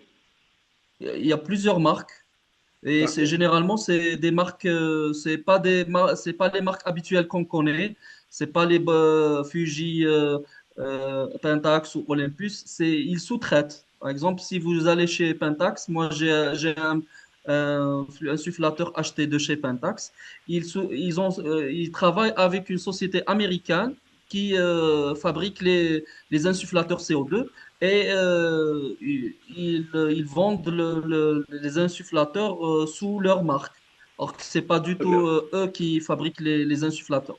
Donc il y a plusieurs marques, j'ai pas les marques en tête, euh, Non, mais mais le plusieurs message, marques, il faut. c'est-à-dire le message, c'est pas chez les grandes firmes d'endoscopie. Voilà. Ils travaillent avec des Et voilà, ils sous-traitants. Donc, sous-traitent. Ils sous-traitent. ils ont des sous-traitants, ils travaillent avec eux, ils ramènent le matériel. Donc, eux, ils peuvent vous ramener le matériel dédié ou compatible avec l'endoscopie digestive. Donc, il faut voir avec eux. Fuji ramène, Pentax, ils ont aussi leur insufflateur. Donc, il n'y a pas de problème sur. Pour la bouteille de CO2, il faut utiliser les bouteilles. Il y a l'insufflateur, il y a le CO2 mural que les chirurgiens utilisent, mais personne ne l'utilise.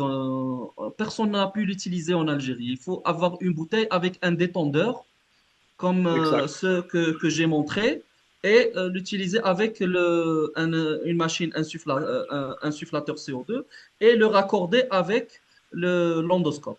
Quel que soit l'endoscope, gastroscope, coloscope, latéroscope, écho-endoscope, ils ont tous une entrée air ou le raccorder avec la bouteille, la bouteille d'eau, donc le raccorder latéralement avec la bouteille d'eau pour avoir le CO2. Alors, la deuxième question, c'est les dilatations aux bougies. Les Alors, est-ce que. dilatations aux bougies, oui. Oui, J'ai acheté les bougies, je les ramené d'un fournisseur à l'étranger, les bougies pour les voies biliaires. Euh, Moi, sincèrement, je ne les utilise pas. J'utilise soit les ballons de dilatation, 6 millimètres ou 4 millimètres. Donc, les bougies, c'est pour les voies biliaires, c'est pour les sténoses surtout bénignes des voies biliaires, à l'intérieur des voies biliaires. Donc, c'est comme les bougies de Savary qu'on utilise pour l'œsophage, oui, c'est les mêmes exact. bougies très fines avec des diamètres très fins adaptés pour les voies biliaires. Nous, J'en ai, on mais a, nous, oui, on a on une les glisse sur le fil guide et voilà, on pousse. nous, on a une petite expérience sur Oui, les greffés. les Donc, greffés, oui. sur certains malades, on les utilise sur des sténoses très fines. Et la bougie la plus fine, tu peux l'utiliser des fois quand tu n'as pas le cathéter. Tu peux l'utiliser pour faire monter ton fil guide dans une sténose. Des fois, ça ne Très monte bien. pas au sphinctérotum et tu peux utiliser donc la bougie. Voilà, donc ça reste des artifices techniques, mais comme tu Il faut dis, les. c'est beaucoup Oui. plus la dilatation avec les ballonnets à Les 4,4 ballonnets. ou 6,4. Voilà. Moi, j'utilise aussi la Soindra. La Soindra qui est le truc métallique qu'on utilise pour récupérer les stents. Je l'utilise pour forer la sténose. Ça, c'est très utile aussi. On peut utiliser aussi pour les sténoses bénignes le cystotome. Le cystotome qu'on Oui, utilise pour les hépatico-gastriques. On peut l'utiliser pour forer la sténose. Donc, avec du courant électrique, on coupe à l'intérieur de la sténose. Donc les bougies, oui, mais parfois avec le temps, on a des préférences, on a du consommable qu'on utilise et d'autres pas, et c'est selon aussi les indications aussi, selon les selon indications. les indications. Oui, bien sûr. Je ne sais pas s'il y a d'autres questions là Moi, pour le. j'ai une question pour vous, professeur Debzi. Oui, bien sûr. Donc, c'est surtout pour les gros calculs. Donc, les Oui, gros calculs, donc on fait une CPRE et on pose des stents. Parfois, on fait une sphinctéroplastie, une macrodilatation. On n'arrive pas à extraire le stent. On n'arrive pas à extraire le calcul. Combien de fois vous faites les CPRE dans votre centre? Donc, pour déclarer l'échec et envoyer le malade chez un chirurgien. Après combien de CPE? bon, tout dépend aussi ce qu'on a. Nous, on est limité hein, dans notre expérience. On n'a pas le cholangioscope. Donc, Oui, normalement, maintenant, avec les empierrements cholédossiens, il faut avoir le cholangioscope et faire l'EHL essentiellement ou le laser également pour pouvoir. C'est ce qu'on a fait la dernière fois avec notre ami l'Abidi de l'Arabie Saoudite.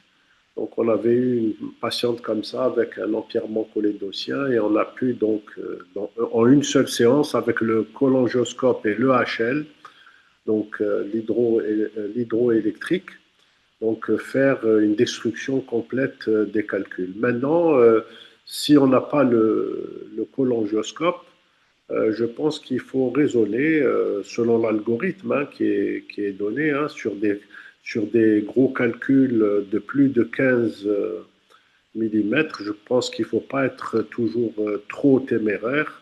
Si on n'a pas le cholangioscope, il faut passer la main au chirurgien puisqu'on fait tous les artifices.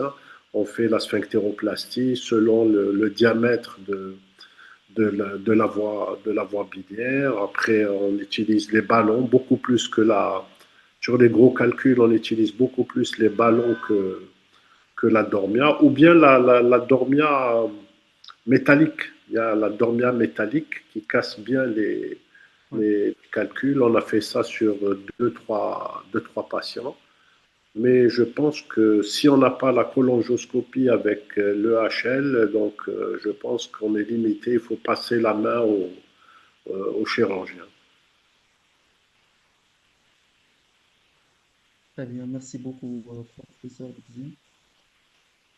Je voulais aussi parler, peut-être pour les plus jeunes, aussi les indications pour les petits calculs. Je pense qu'il ne faut pas trop se précipiter, il faut toujours faire la balance risque-bénéfice. Beaucoup de patients sont sphinctérotomisés pour des micro-calculs, alors que les recommandations actuelles disent que si vous avez donc un bilan hépatique normal avec des petits calculs, il faut se donner le temps et ces calculs vont finir par passer. Parce que si vous collez une pancréatite après un patient ou une complication autre complication de la CPRE, c'est quand même lourd. Je pense que ça, c'est un message aussi important pour les plus jeunes, puisqu'on a toujours... À partir de quel diamètre vous attendez que...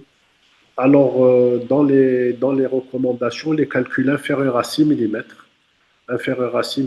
on peut les recontrôler en écho-endoscopie et voir s'ils sont passés ou pas. Voilà. Et dernièrement, on a même eu une patiente, on a attendu un peu, elle avait même fait une angiocolite et tout, et le bilan hépatique s'est complètement normalisé, la bilirubine s'est complètement normalisée, et donc on a différé la CPRE. Donc voilà, c'est-à-dire c'est comme l'algorithme que j'ai montré tout à l'heure, il faut voir la probabilité, voir la forte probabilité d'avoir des calculs et de faire la CPRE avant la cholécystectomie.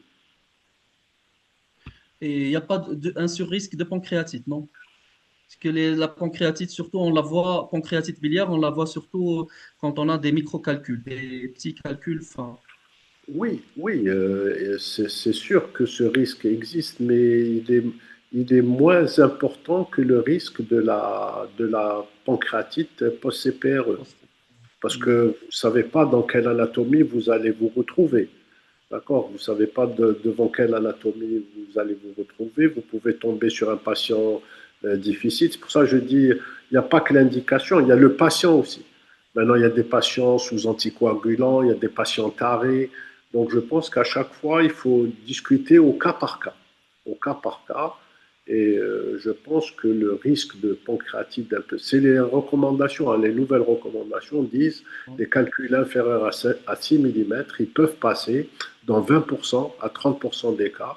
Vous pouvez éviter la CPRE. Bien sûr, maintenant on discute, c'est quand on a les deux, c'est-à-dire on a la CPRE et on a l'écho-endo en même temps. C'est-à-dire on a les deux techniques qui sont disponibles, et c'est-à-dire on peut passer de l'une à l'autre. Voilà. Merci beaucoup, professeur Debzi. Ahmed? Effectivement, monsieur Debzi, il faut penser plusieurs fois. Oui, merci Nour. Donc, effectivement, il faut penser plusieurs fois avant de faire l'indication de la CPRE, puisque ça reste un examen assez invasif avec des risques importants. de pancréatite, surtout de perforation et d'hémorragie, notamment chez des patients sous anticoagulants.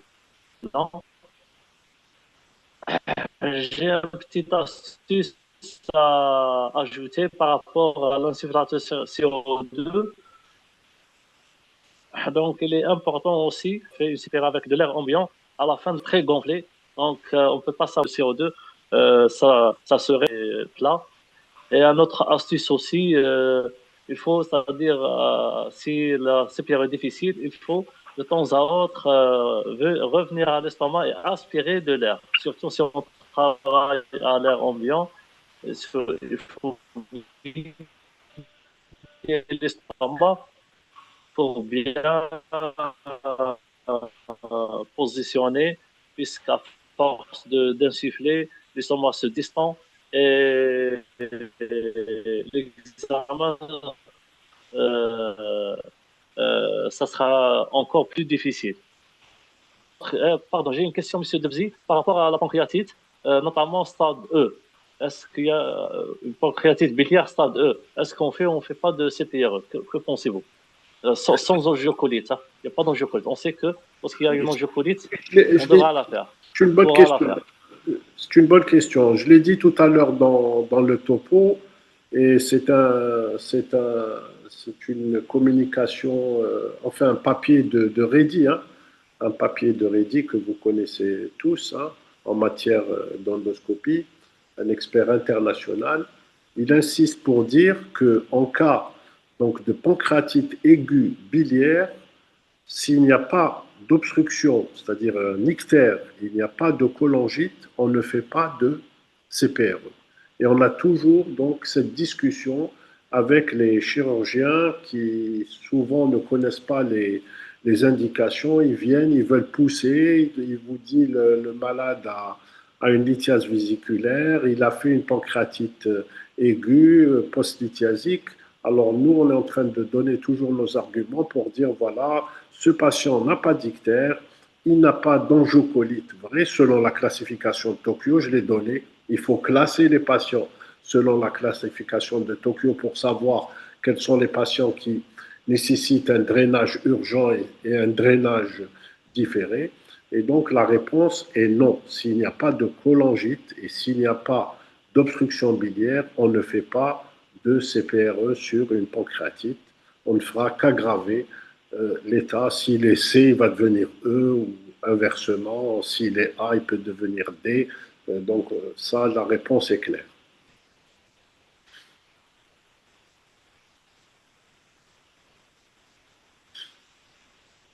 Merci, Monsieur Debzi.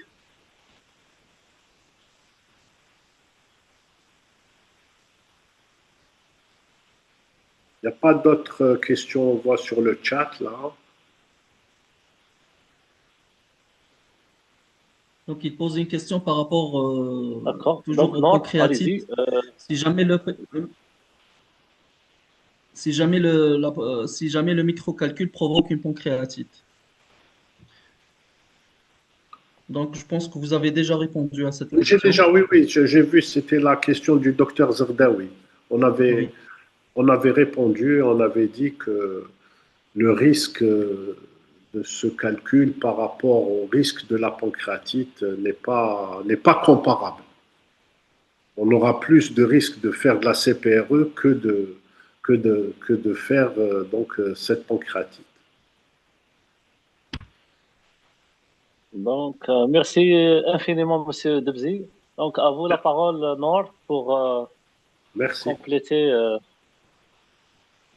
Merci, Nour, merci, Ahmed. Merci, professeur Debzi, merci. Excellente présentation. Donc, maintenant, ce sera la présentation du professeur Abdurrahman Alfadda. C'est ça, Ahmed? Oui, c'est ça, oui. In English. Professor Alfadda. Do you hear me, أهلا Professor? وسهلا حياك الله. Yes, how are you? حياكم الله أستاذنا العزيز. الله يعطيكم العافية إن شاء الله. شكرا على تواصلكم معنا وعلى حضوركم لهذا الماستر كلاس. ماستر كلاس في الجزائر. يعني إن شاء الله نقدموه للمبتدئين في الاي ار سي بي إن شاء الله، حتى يطوروا إمكانياتهم ومعلوماتهم في مجال الاي ار سي بي. يعطيكم العافية دكتورنا الغالي، الله يعطيكم العافية، وأنا شاكر جزيلا على الاستضافة الجميلة، ودائما نسعد بالتعاون مع إخواننا في الجزائر، وإن شاء الله من هذه الأكتيفيتي إلى أكتيفيتيز أخرى وأخرى بإذن الله تعالى. فإذا شكرا تسمح لي يا دكتور، بس بعد إذنك أنا I want to share my slides please. Yes. Yes, مستر so, بلال. أستاذ نور، نعم. so, أوقف المشاركة، سيشارك الأستاذ مباشرة. Share. so You can share, Professor. can you see it now? الله يعطيكم العافية. I Yes. shared it. Is it? أهلا You وسهلا have أستاذنا it. الحبيب، حياك الله. الله يعطيك العافية دكتور عماد، الله يجزاك خير. كيف حالكم؟ إن شاء الله طيبين. الحمد Ca- لله. can you see my slides يا شباب؟ Not yet. طيب بعد إذنكم دقيقة. ظاهر أستاذ، سلايد ظاهر. أستاذ الفدة، السلايد ظاهر. في الصوت في تقطيع يا إخوان. Yeah, 100%. I see it. دكتور نور، أغلق الملف تبعك. 100%. Go ahead. Go ahead, Professor. طيب أنا I want to share my slides. I don't know if you can see it. It will come in a moment, please. تفضل، يمكنك مشاركة الملف. نعم.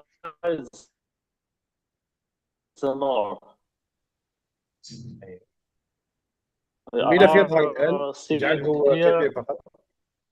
شفتوها يا إخوان ولا ما شفتوها؟ الملف ظاهر عندكم؟ نعم. طيب الله الآن ظاهر؟ لسه عندي ما يشتغل. نعم أستاذ الفدة، ظاهر. نعم. حاضر، كويس بروفيسور. خلاص هي موجودة عندنا. تفضل. تفضل طيب بروفيسور. الله يجزاكم خير. أول شيء شكرا جزيلا، thank you very much على الاستضافة. أنا سعيد جدا حقيقة بتواجدي مع الأخوان والزملاء، ودائما في تعاون مستمر إن شاء الله، وأتشرف دائما إن شاء الله بإني أكون جزء من هذا الاكتيفيتي الجميلة والأذر اكتيفيتيز إن شاء الله في المستقبل. So I had a discussion، اسمحوا لي أتكلم باللغة الإنجليزية with دكتور عماد. We were wondering what we are going to present, and then we think that going with the management of large CBD stone is really something that is important for anyone who is facing this in his daily practice. So here are my disclosures. As you know, the gallstone incidence varies among people in the world, and in the Western population, it's like 15 to 20%, and it's less a little bit in Asian population. And this is probably due to multiple factors, probably less fat in the food, more fibers, some genetic factors as well may affect this. But now if you look into the literature, the incidence of gallstones is increasing in the Asian population as well because of westernization of the food. But in general, in the eastern part of the world, it's less than the western part. Out of those patients, around 1 in each 10 of patients who had gallstones will develop CBD stones in a year life duration. So if we have 100 people who's having gallbladder stone, we are expecting that 10 out of 100 people will develop CBD stone at a time. As we know, as was mentioned by our colleague, most biliary stones can be removed by standard ERCP practice, which means endoscopic sphincterotomy, then extraction balloon and basket. Yet 10 to 15% of stones may be large, and those cannot be extracted by standard ERCP. So if we are talking about large or difficult IBD, let's finish this. If you look into different literatures, there are different guidelines looking into the diameter of a large CBD stone. But usually the accepted division of large stones is stones which are 15 millimeter or more are considered as a large CBD stones. Now, if you look into the guidelines, there are different approaches. Some of them, the Americans usually go with 1 centimeter stones. The Europeans go with 1.5. But I think to make it easy, if we are to define a large CBD stone, I would say probably 15 millimeter stone is a large stone. So what is the important things to look into if we are dealing with a large stone? What can let you expect that this stone is going to be difficult to extract?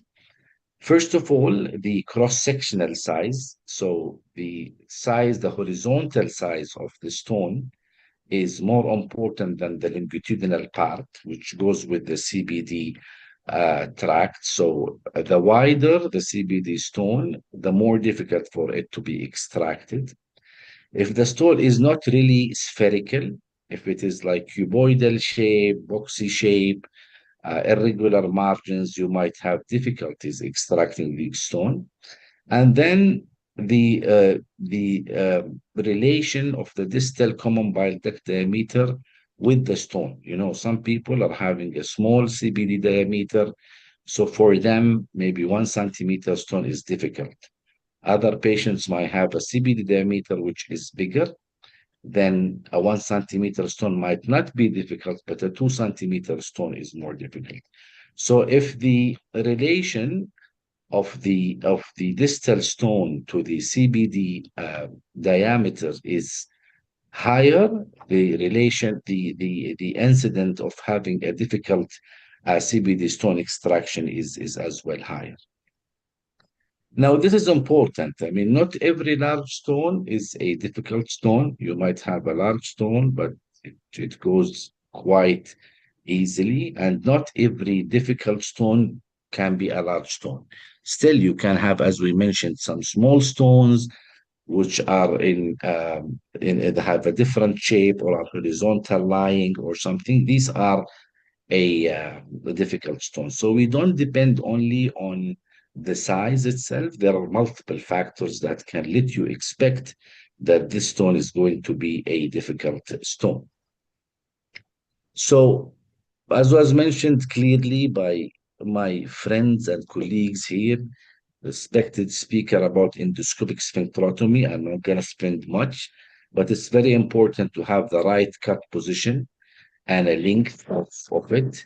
So as you can see from the pictures on the right side, usually we are aiming to the superior margin of the papilla or of the papillary bulge, and then we go like 11, 12 o'clock position. And usually when you do sphincterotomy, you have to be aware about doing a real full sphincterotomy, not just doing a small cut, then you are assuming that you are doing a sphincterotomy, because it's very important to go through the muscle at the papilla and to cut the muscle up to the end, though you have to be careful not to extend it more and avoid some complication that can happen. Now, if you do a sufficient sphincterotomy with a balloon or a basket sweep, this can clear up to 90% of the CBD stone. And then yet the ones that we'll talk about is around 10% where we'll have to use other parameters that I am going to talk about now.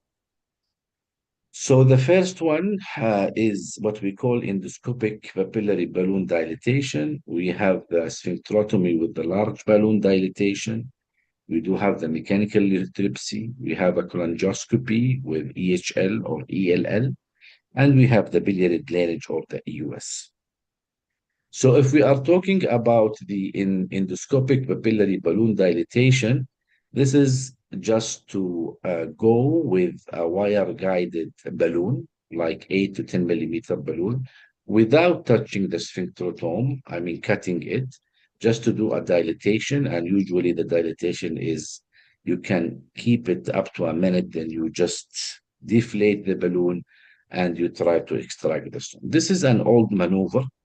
It's about 40 years now in practice, and people who are advocating this are thinking that this will preserve the papillary function without cutting it, and will keep the normal physiology of the papillary muscle.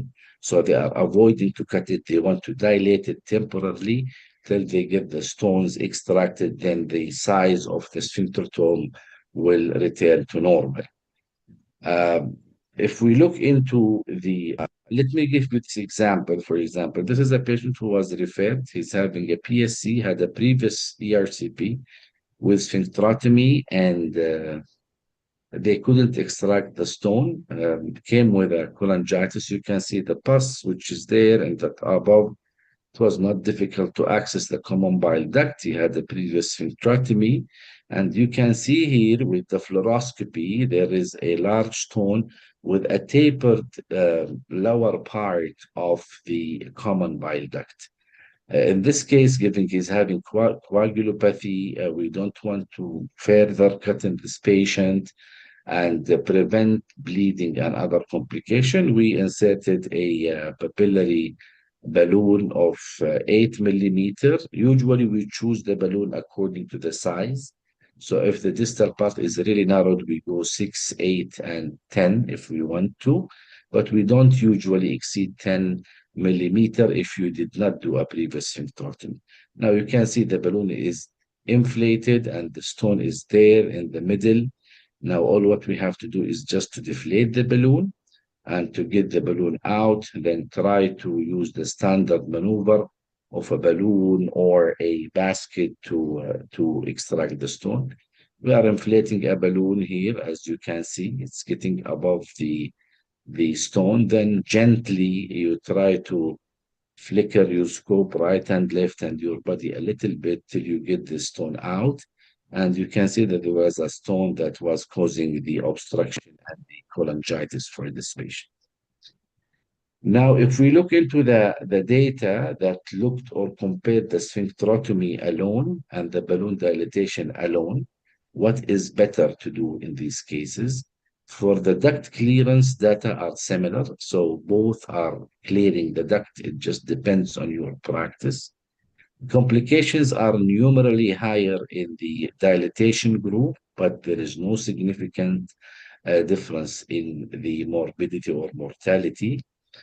As expected, pancreatitis is higher in the dilatation group, which was significant, and the hemorrhage or bleeding was higher in the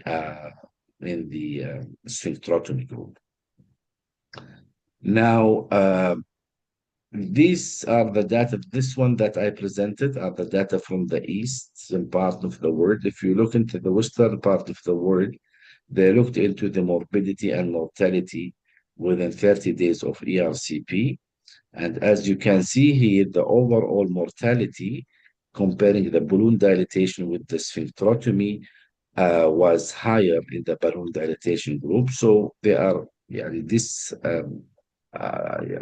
are avoiding or discouraging use of a balloon in a very standard cases, and you should limit those to the cases that you need. Severe complications were as well higher in the dilatation group rather than the sphincterotomy group itself. If you look into the mortality, there was a little bit of mortality on both sides, but it was leaning towards the balloon dilatation group as well. Now, if we look into better evidence or meta-analysis that looked into these things, there are 15 randomized controlled trials that looked into balloon dilatation versus sphincterotomy of more than 700 patients. And the bottom line, there is no difference in the mortality, perforation, or short-term complication, but the success rate was better with the sphincterotomy arm, and the bleeding rate was less in the balloon dilatation, though the rates of mechanical lithotripsy that was needed and the risk of pancreatitis as expected is high. So the bottom line, you can do the preferred technique that you want to. You have to put in your mind the possible complication of each kind of procedure, and you have to be ready if you have this complication to act in them early and to prevent their exacerbation. Now, this is the conclusion probably of what we said. The second is to perform a sphincterotomy, then to do a large balloon dilatation. These balloons are usually bigger than the dilatation balloons without sphincterotomy. We can go up to 18 or 20 millimeter. And because of the risk of the pancreatitis, usually those balloons are left just up to 30 seconds, and you don't try to make them more than this. As you can see here, these are all the studies that looked into the size of the balloons. You can see they are going from 12 up to 20 millimeter, and they have a good success rate ranging between 82 or 83 to above 99%. And the complications are remarkable. There are some complications, so you have always to be careful.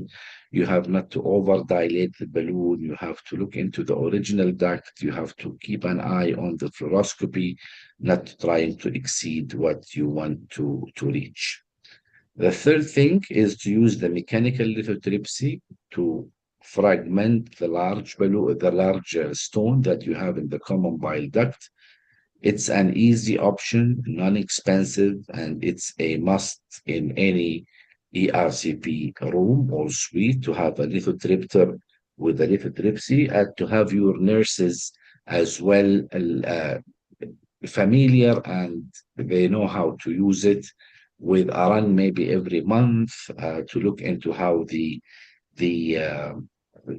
device can work, and teaching the new nurses if they join the ERCP about the mechanical lithotripsy, because you may need it as a part of the procedure, or you may need it as an emergency lithotripsy.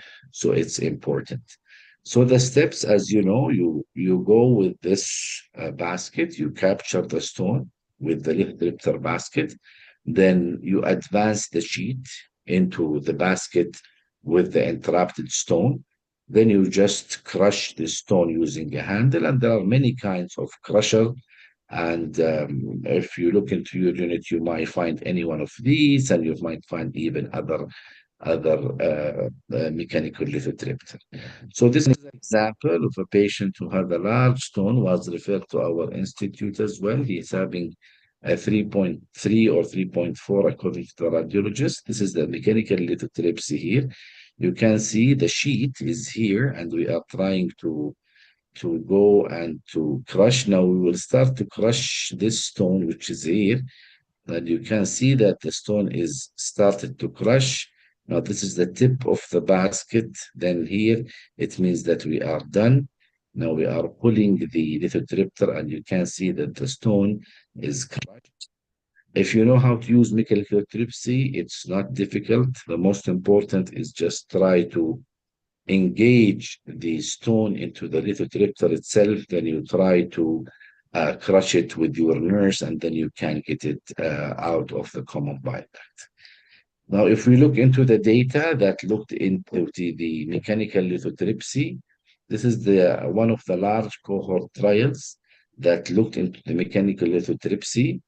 They actually compare doing single session of mechanical lithotripsy or doing multiple sessions of mechanical lithotripsy.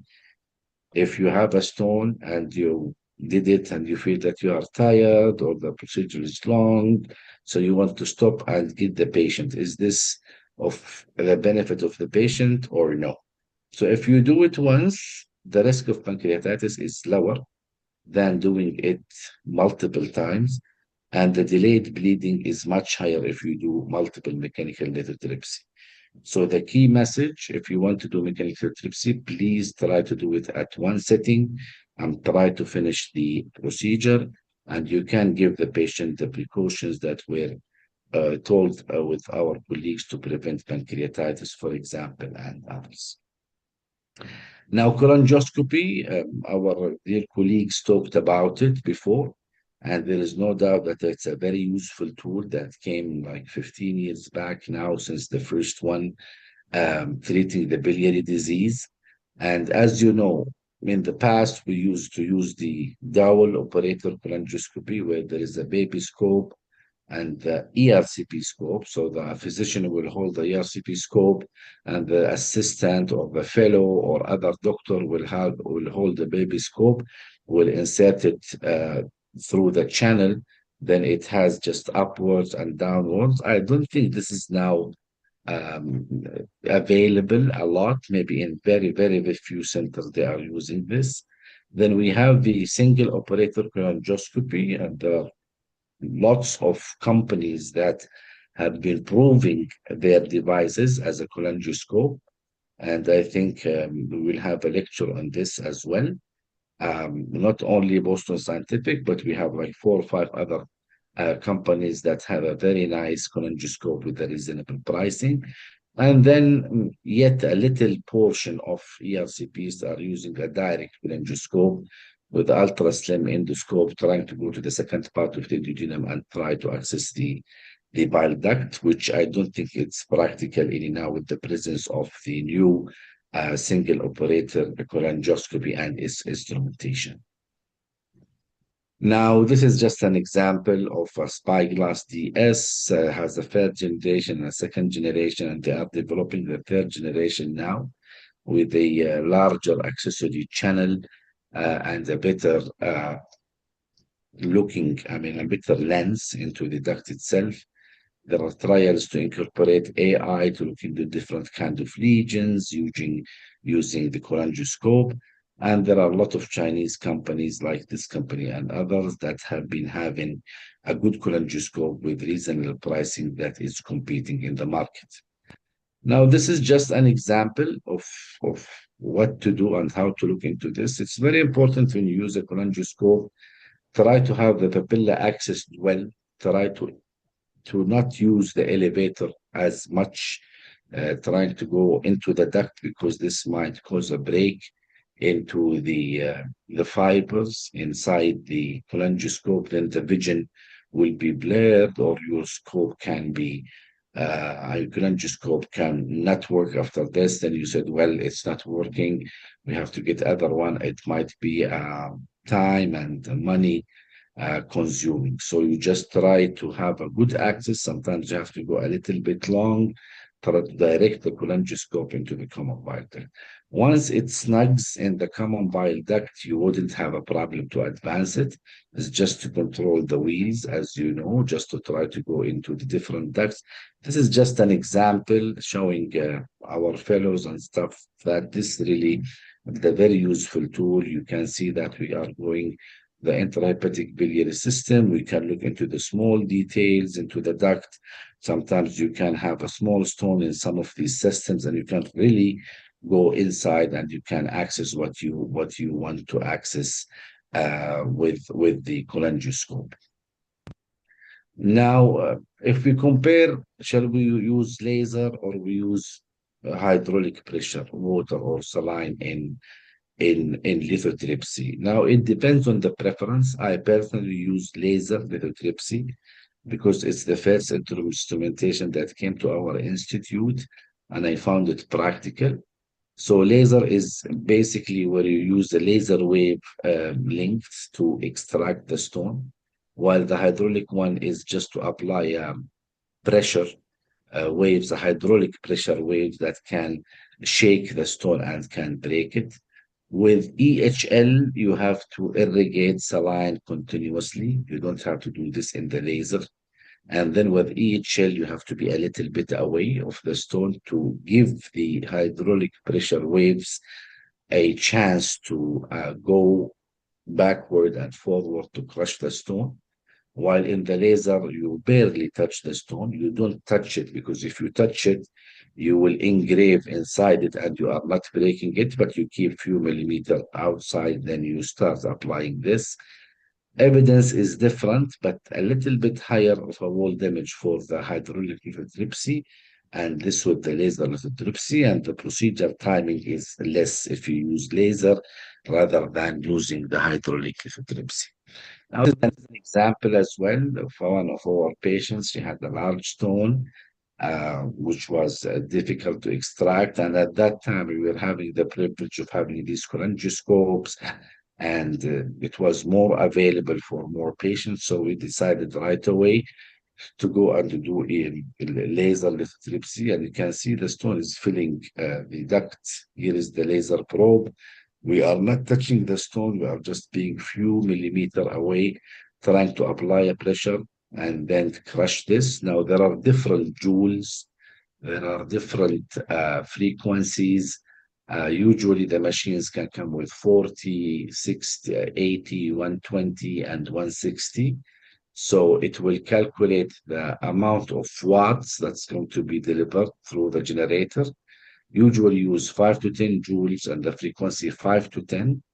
And then you start. If you see this is effective, it's fine. If no, you can increase the frequency. And we have a good people, and the company can really help you into understanding the machine and how can you modify it and adjust it according to your needs. So if we compare what is better, ELL or EHL, this is the largest meta-analysis that looked into this kind of intervention. And the overall clearance, if you use it, is 88%.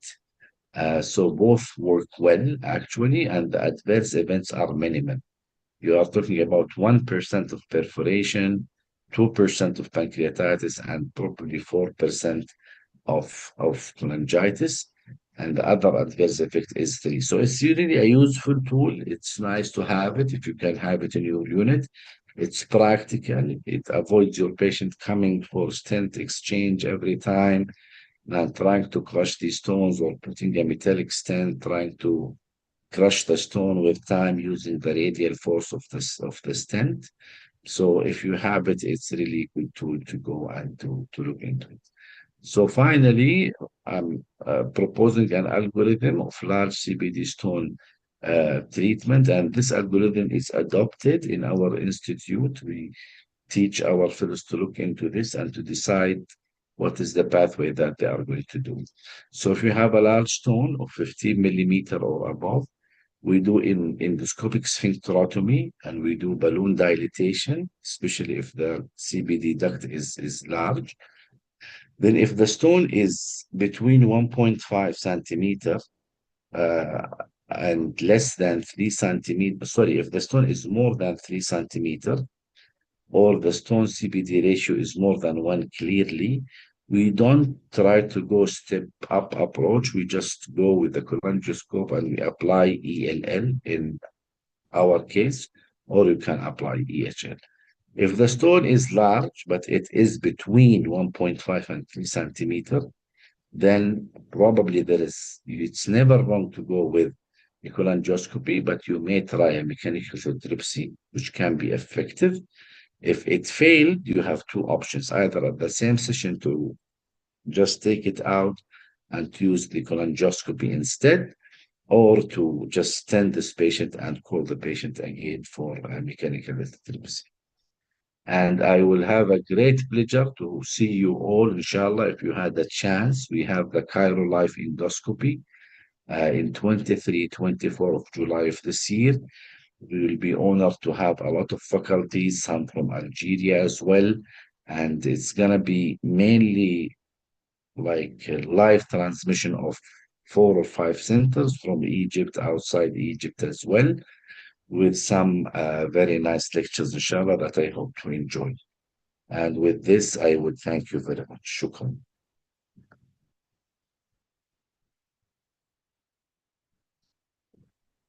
Thank you very much, dear friend Abdurrahman. Allah يعطيك العافية, Dr. Ahmad. Thank you very much.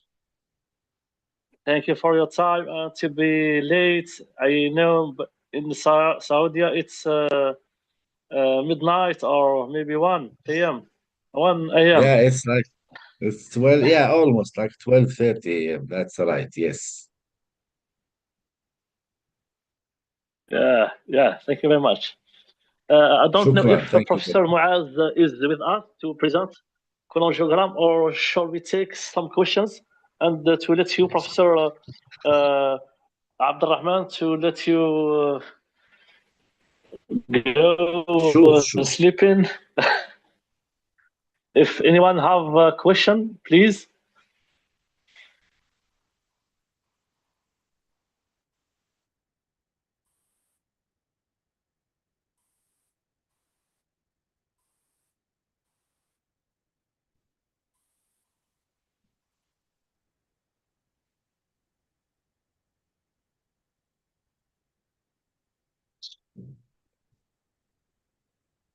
There I is a think I question, can Nour. see a Could question here, you Dr. read Ahmed. it, There dear is a friend? question that I see in the chat.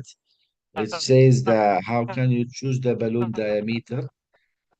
Actually, if you are planning to do a balloon dilatation without sphincterotomy, it's always safe and better to use 6 mm balloon. I'm sorry, then go to 8, then go to 10. We don't advocate of doing more, but definitely you can do more if you think that you are confident enough to do more. But if you do a sphincterotomy, then you have a large diameter to go through. You don't have a muscle. It's already cut in. You don't want to preserve it, because the idea of not using a large stone without sphincterotomy is to preserve the muscle and to keep a normal function. But I think the more practical, to be honest, is to do a sphincterotomy. Most of the cases, to be honest, I do a sphincterotomy. I don't do a balloon. I do a sphincterotomy. I go with either mechanical lithotripter or with a cholangioscopy with laser.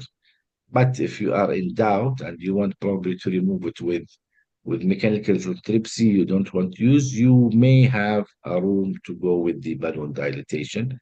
The balloon dilatation is useful if you have a distal biliary anatomy of stricture or of abnormality, and you are worried now that you may even be able to pass your cholangioscope for a reason or other. I have other question here. It says, what if there is a big stone above a small lower bile duct? That's an excellent question. I mean, we all feel excited to remove the stones if we find them. But if you have an abnormality or an abnormal anatomy in the distal CBD, you have to be careful. You don't have to overinflate your balloon, dilating it. You have to look into the duct size. You have to use the maneuvers that can extract the stone by crushing it rather than pulling it all in one piece. So you may use the mechanical lithotripter, or if the cholangioscope can go, then you can just go with the cholangioscope and do a very good uh, lithotripsy, and then go with your balloon or with your regular balloon or basket and try to extract the remnants of the stones that you have. But it's very important if you have a lower CBD like diameter, a minimal diameter, then you have to wonder what is the cause. And it happens sometimes that people are thinking that this is, well, due to the stone, irrigation of the duct, and it's nothing. Then it turned to be, for example, a distal cholangiocarcinoma or something. So if you are in doubt that the distal part is not normal, it's very nice idea to go with a cholangioscope to carefully examine this area and to obtain biopsies if you want to. Or, as you know, the evidence now goes with EUS using FMB, trying to just get a biopsy from this area as well if you have a really small distal cholangiocarcinoma. السلام عليكم. Thanks, Professor. سلام الله. تفضل أستاذ سيد. أهلا وسهلا حبيبي. دكتور عماد. I'm happy to see Dr. Elsayed with us. MashaAllah, Dr. Elsayed joined, MashaAllah, in Saudi, and he's doing a great job, MashaAllah. Now in the eastern part, we are completely happy, alhamdulillah. And it's my pleasure to hear your very nice lecture. Allah So يبارك فيك. about the use of your preference in the use of trapezoid from Boston Scientific with alien system versus in the use نعم. of mechanical epilepsy with Dormia basket regarding the safety and regarding the efficacy. Yeah, that's excellent question. We use the Dormia basket, Dr. Elsayed, in all of these cases. We don't have a privilege to have all the instrumentation, so we use the Olympus lithotripter with the Dormia basket, and we crush it using this way. And to be honest, now we don't use it much. يعني in the last, I would say maybe 3 years, we use the lithotripter like 3 or 4 times, the mechanical one. We just go with the cholangioscope and we extract the stone using the laser. But it's always good to try to do the mechanical epilepsy if you want to train your fellows how to use it, or you want to save a budget for the unit. What do you think, Dr. Elsayed? What is your preference yourself? Usually I measure the size of the stone in comparison to the distal part of the CBD. If the size of the stone is large compared to the distal part of the CBD, I go directly with the cholangioscope. If the CBD is large, dilated at the distal part, I go with the trapezoid. For me, trapezoid is safe. There is no entrapment. Yes. But actually, the mechanical lithotripsy is more stronger. The efficacy of the mechanical lithotripsy is better than the trapezoid, but usually I go with the safety. Trapezoid, I can use a basket. So you use it, then you cut the wires and you put the lithotripter. You mean this is the way that you do? Yes. Yeah. Usually we do these things if we are entrapped. Sometimes we have a stone that we think it's easy to extract, and when we pull it stuck in the distal CBD. So at this point we do the emergency lithotripsy.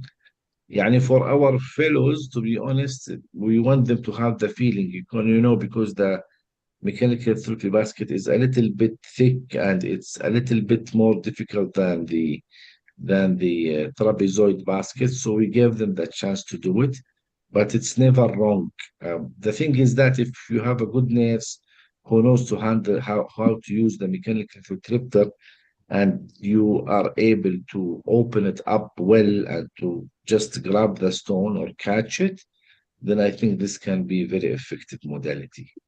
I'm totally agree with you, Dr. Abdurrahman. Thank you, Dr. Abdurrahman. No. Allah يبارك فيك ويجزاك خير. I want to go back to the question to Dr. Nour about dilation of CBD.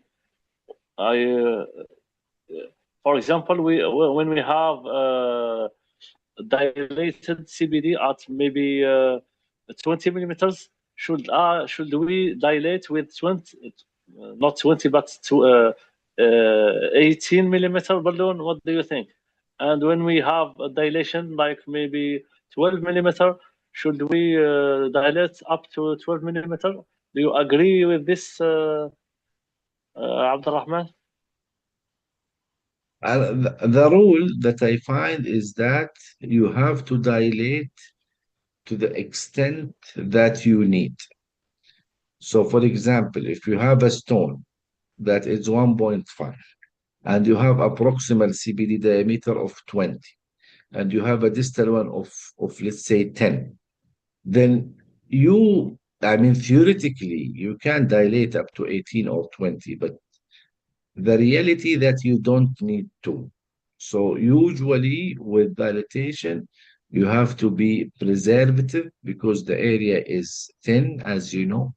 The risk of pancreatitis and perforation is there.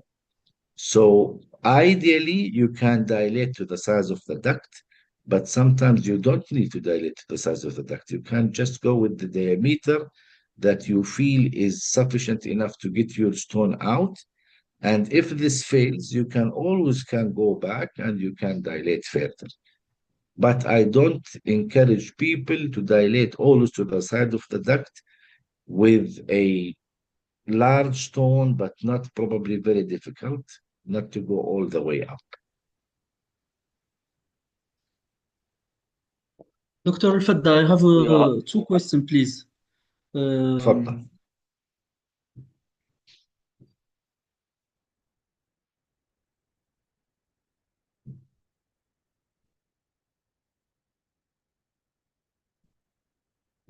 I Do you think hear it's me? hanging. Yeah. Yeah, it was hanging, Dr. Chehad. Yeah, تفضل. Now I can hear you. If we have a long, low CBD structure, and above we have dilated CBD and stone, can we make sphincteroplasty dilation of lower CBD and the papilla at the same time before sweeping the CBD? Is it possible? Yes, definitely. Yes, you can. I mean, and you have to just bear in mind what is the pathology that will give you a long CBD structure in the second part. I mean, you have to look, is this, for example, a PSC, or is this a malignancy, or this is a cholangiocarcinoma? Then you have to be careful dilating it.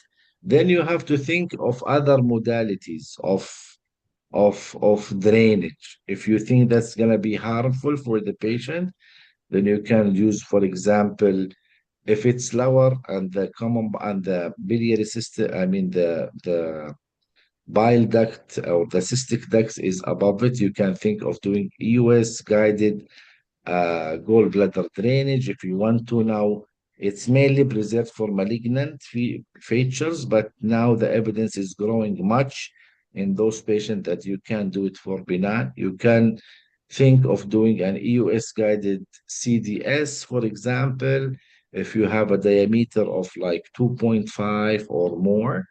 But then inshallah, if we have a chance, we can talk in details about EUS guided biliary drainage with different modalities and what is the best on this. But the most important is the safety. If you think that this structure is long and it's really narrowed and you are not sure about the pathology, it might not be very safe to get your large stones through this. Okay, and there is some people say, well, put a metallic stent, wait for 3 months or 6 months, then come back. You might find this duct is dilated. This is an option, but it does not work well. You want to ultimately have a very good kind of drainage, but if you want to, you have to be careful using dilatation in these cases. Yes. Okay, thank you. I have another question about recurrence of CBD stones. Sometimes we have some patients, we do ERCP, we can extract all the CBD stones. Donc, CBD is clear, free from stones. And after some months, we have a recurrence of CBD stones, big CBD stones. What do you think about this kind of patients? Yeah, I think there are يعني group of I patients have a who can patient. have. I made 5 ERCP in 2 years. Recurrence, rapid recurrence, quickly recurrence of CBD stones. I agree. I mean, as we know, if we remind ourselves about the recurrence rate after successful ERCP, the literatures have alluded to a recurrence rate after successful ERCP of about 10 to 15%. So you might have a patient that you feel that you clear his duct not right, then he will have a recurrence. The recurrence rate is usually 10 to 15%. And like the literature varied though. Some of them reported 4%, some of them reported 25%. So it depends, but always there is a room of recurrence. And as we know, if we have a recurrence, the recurrence rate, most of the recurrence rate take place 3 to 5 years after the index ERCP. So after the first ERCP you do, usually you expect a recurrence in around 10 to 15 patients of this population in the first 3 to 5 years. And you know, there are risk factors for this. If you are having, for example, an old age, a patient who's 65 or above, a patient who have a previous cholecystectomy for a reason, so he cannot eliminate all the biliary system well, they can have a risk. If you have a diverticulum, what we call the periampillary diverticulum, right?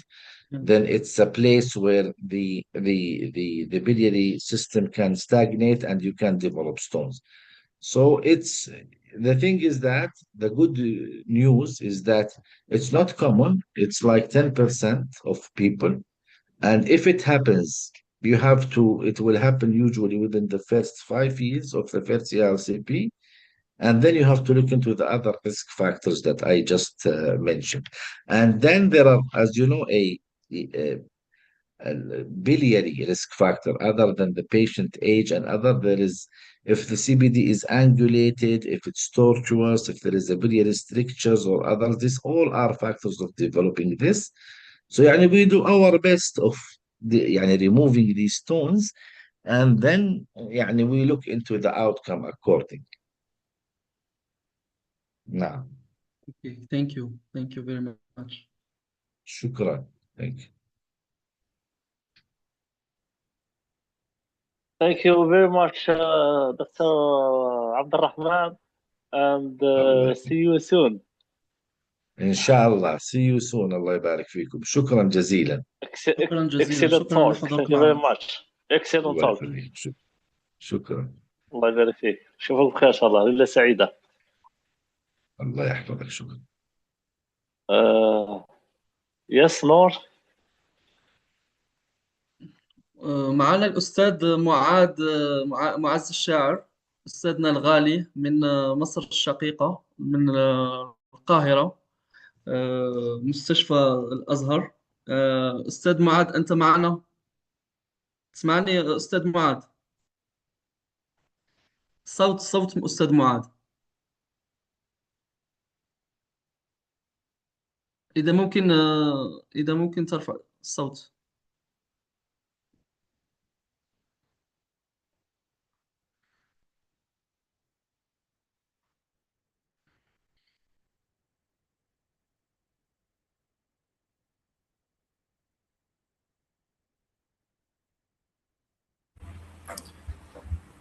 كويس. السلام عليكم. نسمعك الآن.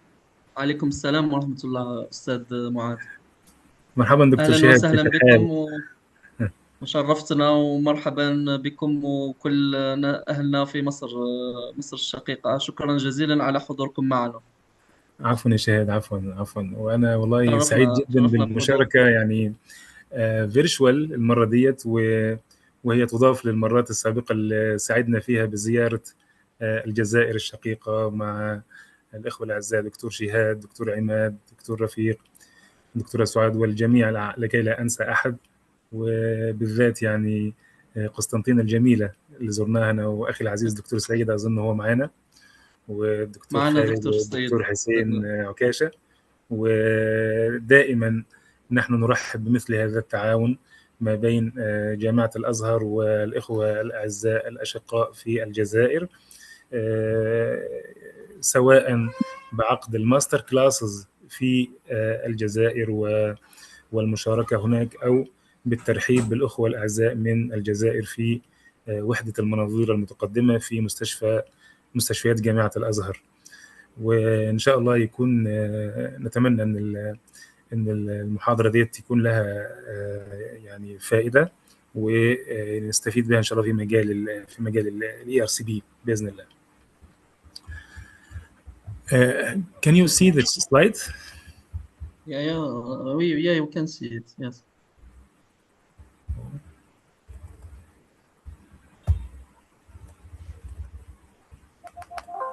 Oh, sorry, not this one.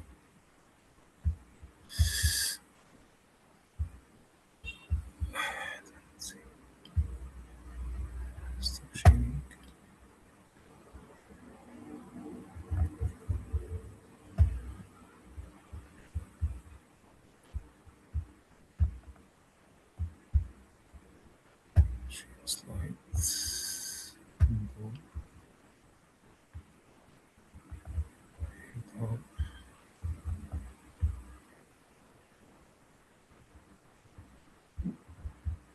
Screen.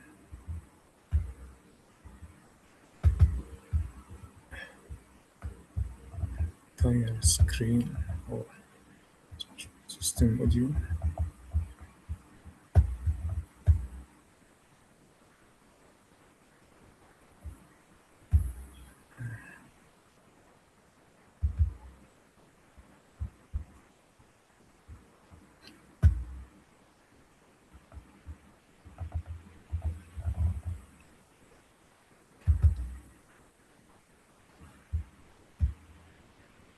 You can see now? Yes. Okay. نبدأ بسم الله الرحمن الرحيم والصلاة والسلام على أشرف المرسلين وخاتم النبيين ورحمة الله العالمين سيدنا محمد وعلى آله وصحبه وسلم. أنا معاكم الدكتور معاذ الشاعر، مدرس أمراض الكبد والجهاز الهضمي وأمراض المناظير بكلية الطب ومستشفيات جامعة الأزهر بالقاهرة. وكما أسلفت سعيد جدا بالمشاركة هذه الليلة في second ERCP Masterclass organized and held by Hidab Association of Gastroenterology, and I will illustrate in brief the cholangiogram, how to interpret cholangiogram, and how to take a decision based on the cholangiogram.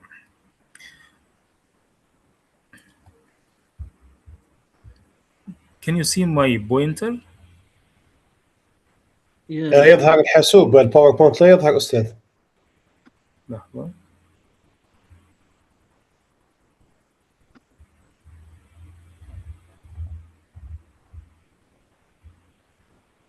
Now you can see pointer?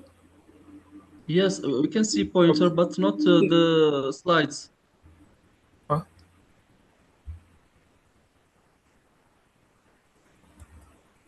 You have to share the slides, Ustad Moaz. I am sharing my slides now. Now can you see? You are sharing screen, your computer screen, not the slide. Really? معاذ افتح المحاضرة يا معاذ وشير السكرين للمحاضرة يا حبيبي. already عملت كده يا دكتور سيد. افتحها هتلاقي المحاضرة فاتحة تحت، هتلاقي المحاضرة فاتحة تحت. بالفعل هي فاتحة تحت. اقفل يعني خليها على الديسكتوب. Yes. Share. Now window cholangiogram. This may be okay now. Okay, can you see now? Yes. Okay. Yes. Good.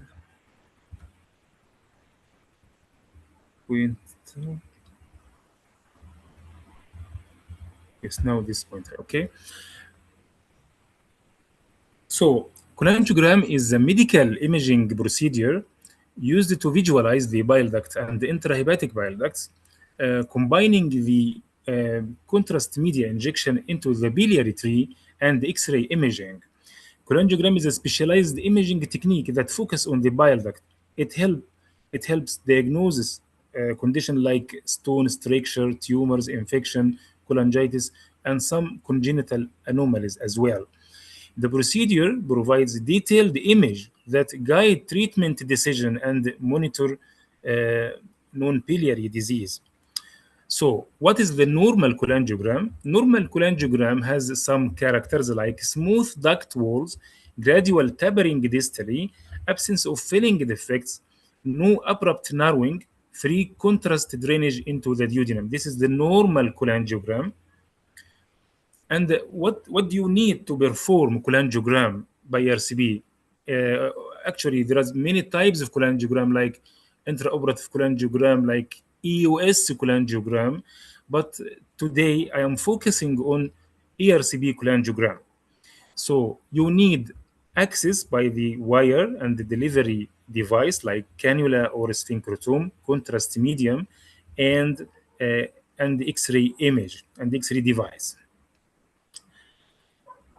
So fluoroscopy provides two-dimensional projection of a three-dimensional structure. Please always remember that to know how to adjust your fluoroscopy device. I think Dr. Chehad has a very interesting lecture, the one before the last one, and he in details show how to adjust the device or the fluoroscope to see the efficient cholangiogram, especially the intrahepatic cholangiogram.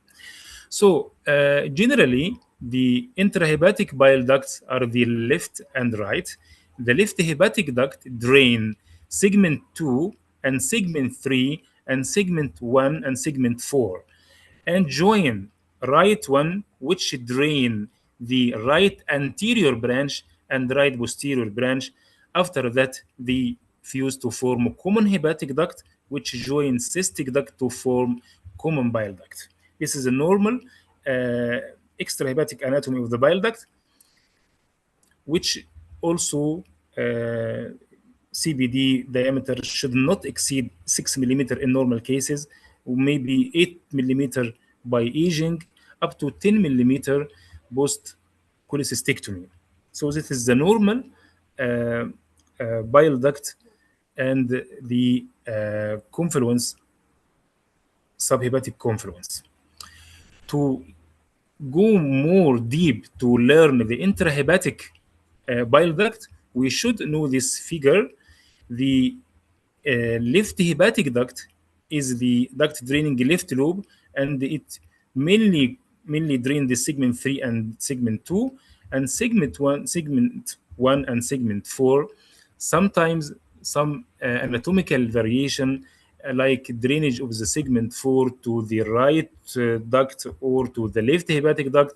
Segment 1 takes some different shapes, and finally segment 2 and 3 mainly form the left hepatic duct, which join either right hepatic duct or right anterior duct or right posterior duct to form CHD.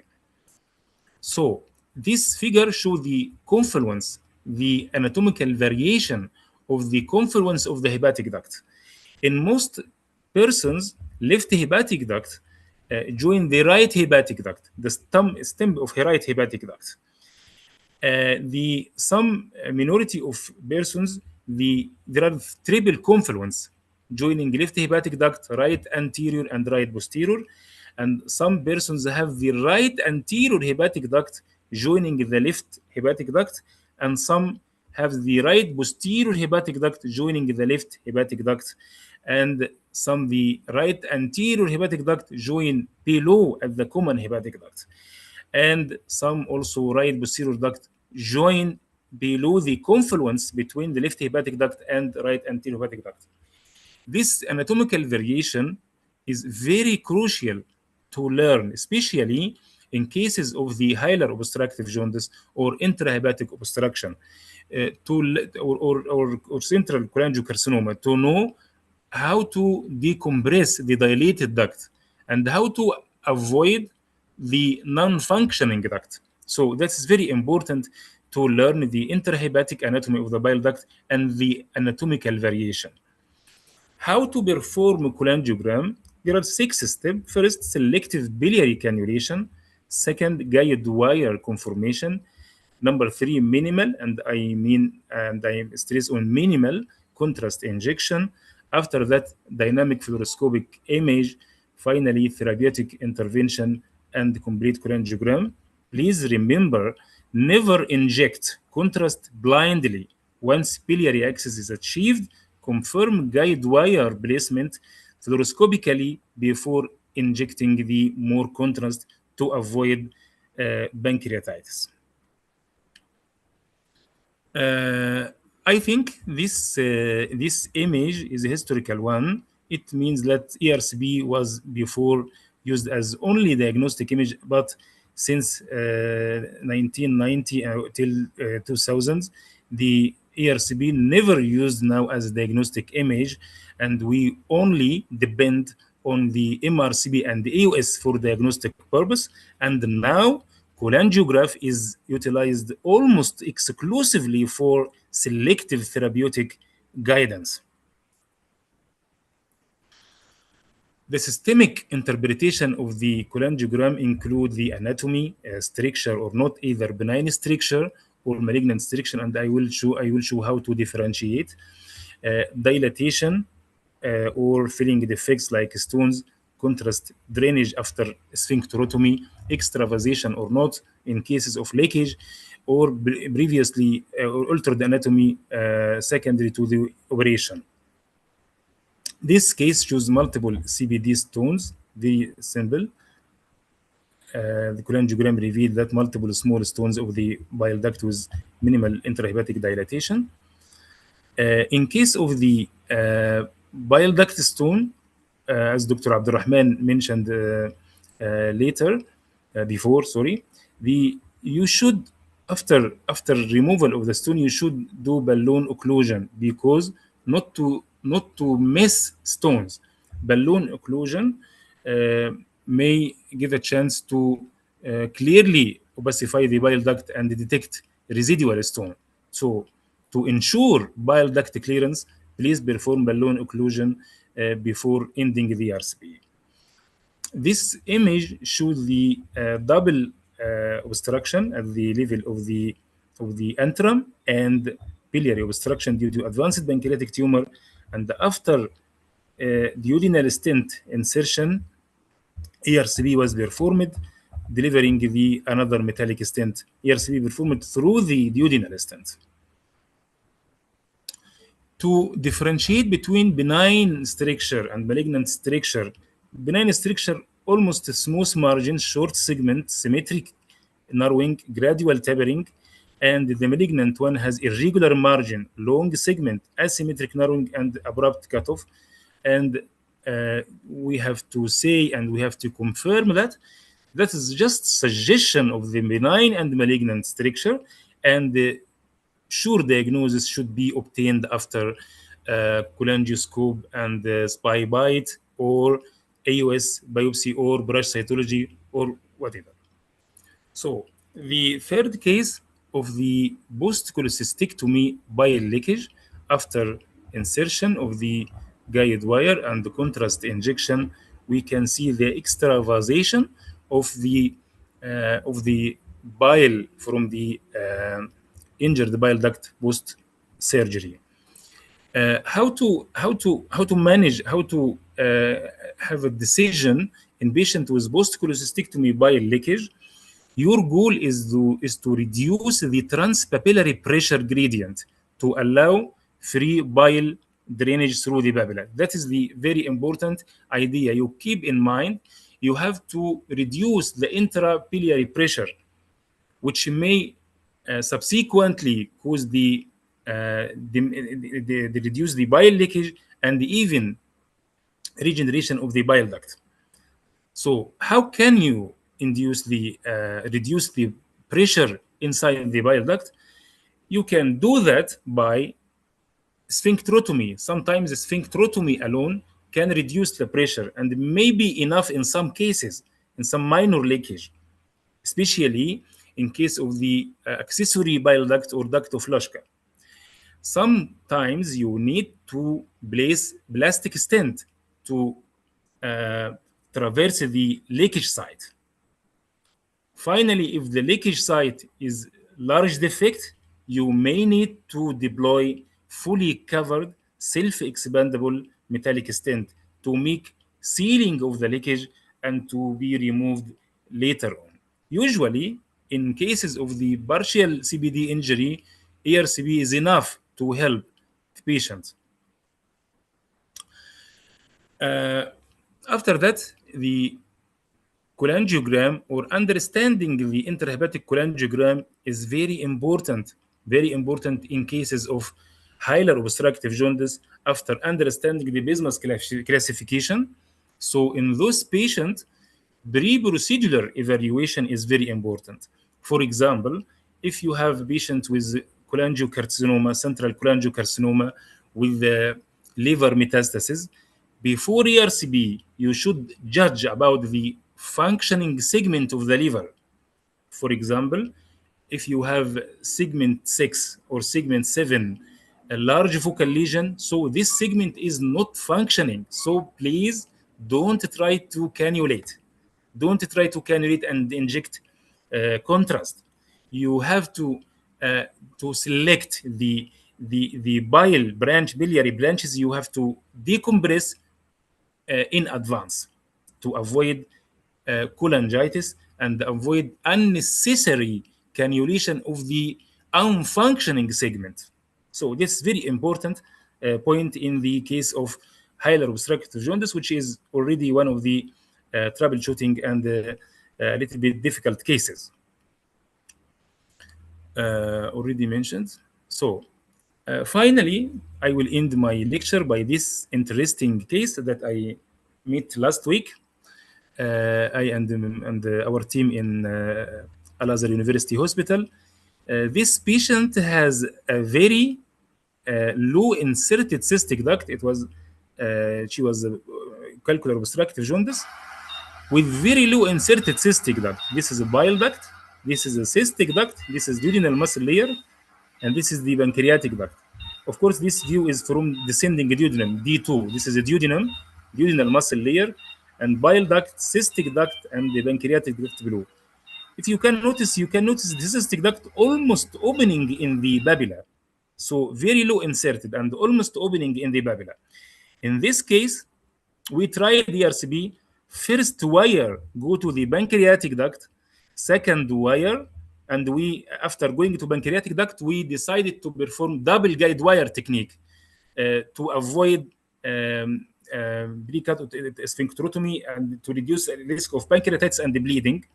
So the second wire go to the cystic duct. So it was idea of our team. Dr. Mustafa Shahata is one of the eminent endosonographers in our team. He think how about to try the triple guide wire technique to avoid injury of the septum between cystic duct and bile duct. We accepted his idea, and we inserted the third guide wire, which goes through the CBD and to the left system. And finally, we complete the ERCP, and the cholangiogram here revealed the picture similar to the EOS picture. This is the cystic duct almost opening in the papilla, and this is the bile duct. You know, cystic duct almost opening in the papilla, and there is 3 wire here. This is the pancreatic duct, this is cystic duct wire, and this is the CBD wire. And this is the 3 wire by endoscopic picture. Later on, we removed the 2 wires and complete ERCP and insert plastic stent. For take-home message, please never inject contrast before fluoroscopy, confirming the guide wire position. It's very important idea. Very important to save your patient against the common complication post ERCP. Every ossified duct must have an established exit strategy drainage. It means that when you inject contrast to the intrahepatic duct, you have to the idea, and you have to get the all instrument to make decompression of the cannulated duct to avoid cholangitis, especially in cases of the hilar obstructive jaundice. After that, use the absolute minimum volume of contrast necessary to answer the immediate. Of course, yes, you don't inject more contrast. Dynamic real-time fluoroscopic assessment is always superior to static imaging. Of course, you need to make angulation of the fluoroscopic image to decide the cholangiogram, which is a very important idea. And sometimes you need to make MRCP and EOS to decide and to know your plan for this patient. Utilize guide wire cannulation as a primary approach. Inject minimal contrast, as we mentioned. Ensure an exit strategy, already we mentioned. And you should avoid unnecessary pancreatic duct ossification. Don't overfill hilar obstruction, very important point. Don't prioritize complete diagnostic ossification over targeted therapeutic safety. Yes, keep the safety of patient in your mind in the whole procedure. This picture of Dr. Muhammad Zakaria, with him I started the AOS in our university, and this is a picture of the our team, and with a special thank for Dr. Mustafa and Dr. Mariam for giving some picture of this lecture. And this is the picture of the trainee from Algeria joining our center in WISE program and in our master classes. And this is also the picture of the last WISE ceremony held in the last year. And this picture of the team in the Aichi Cancer Center. With them, I learned pancreatobiliary advanced endoscopy. And thank you very much for your listening and understanding.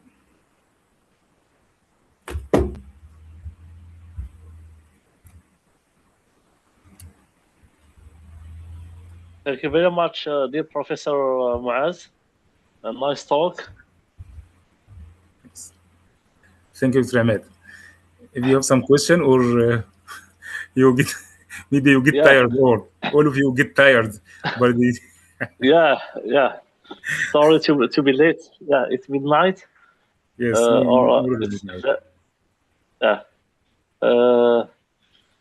maybe chat. There are some questions. Yes, please.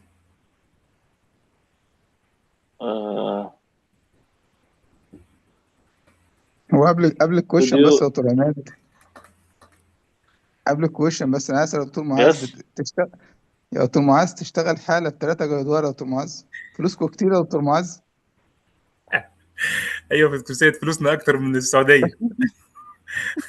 ده انا ما بعملهاش في السعوديه يا دكتور معاذ.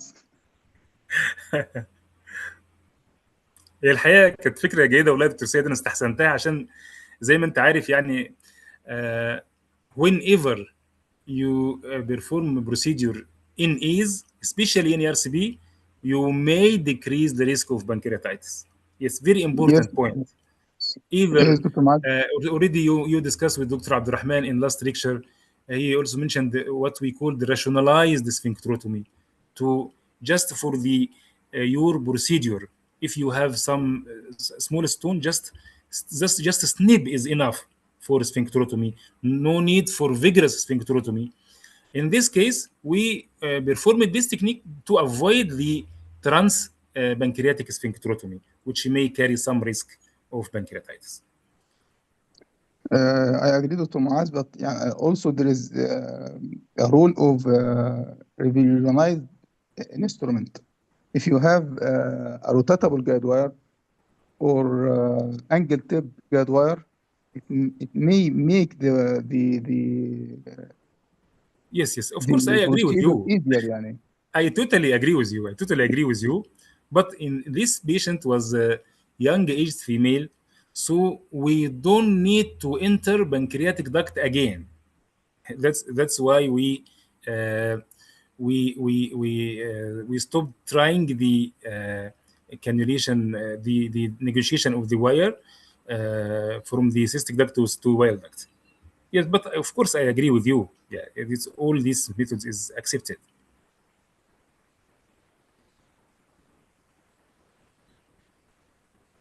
Do you have question, Dr. Ahmed, or can I go for few comments?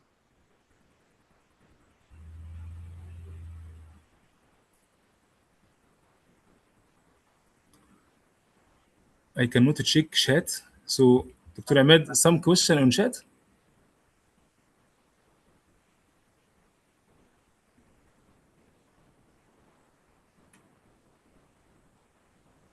Dr. Ahmed, can you hear me? Yes, Professor Sayed, go ahead. كان في نقطة برضه دكتور معاذ the point about the bile leak. Yes. You discussed how to manage the bile leak by either to do sphincterotomy, to do stent, plastic stent, multiple plastic stent, or fully covered stent. But I think before management of the leak, you should determine the site of leak. So we have the Strasbourg classification of the post-cholecystectomy by leak. We should see where the leak. As there is some type of leak needs surgery. We cannot manage with endoscopy. So this is important to check the MRCP and occlusive cholangiogram before you go for the therapeutic maneuver. Yes. Yes.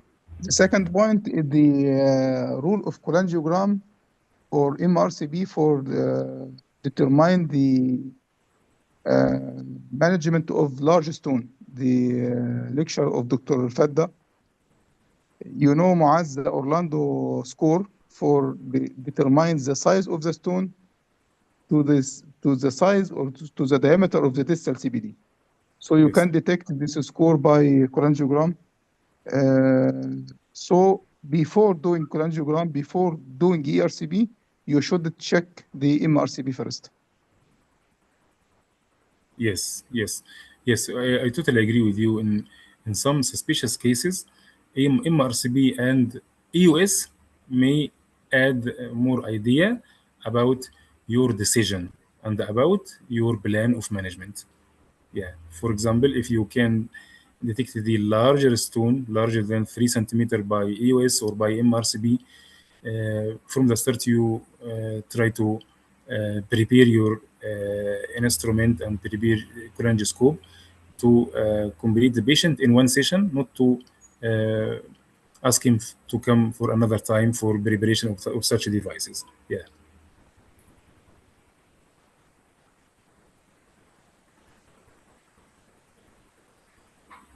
There are questions from the chat, dear Professor Moaz. How to differentiate between stones and bubbles? Yes, stones and bubbles like very regular and very easy to move all over the bile duct from above and down. And I have one tricky point to avoid bubbles in the bile duct. Before contrast injection, flush your device at the duodenum. Before entering the papilla, flush the device by contrast to avoid injecting air in the CBD. But if you are doubt, the movement of the bubbles is very rapid and very regular, which is you can compare this and differentiate the bubbles and the stones. Sorry, how to differentiate between air bubbles and small filling defects on cholangiogram? Small filling defect. Yeah, small filling defects could be stones or parasites or clot or something. The air bubbles has very regular shape and can easily go rapidly up and down in the bile duct. During your cholangiogram, you can detect it easily.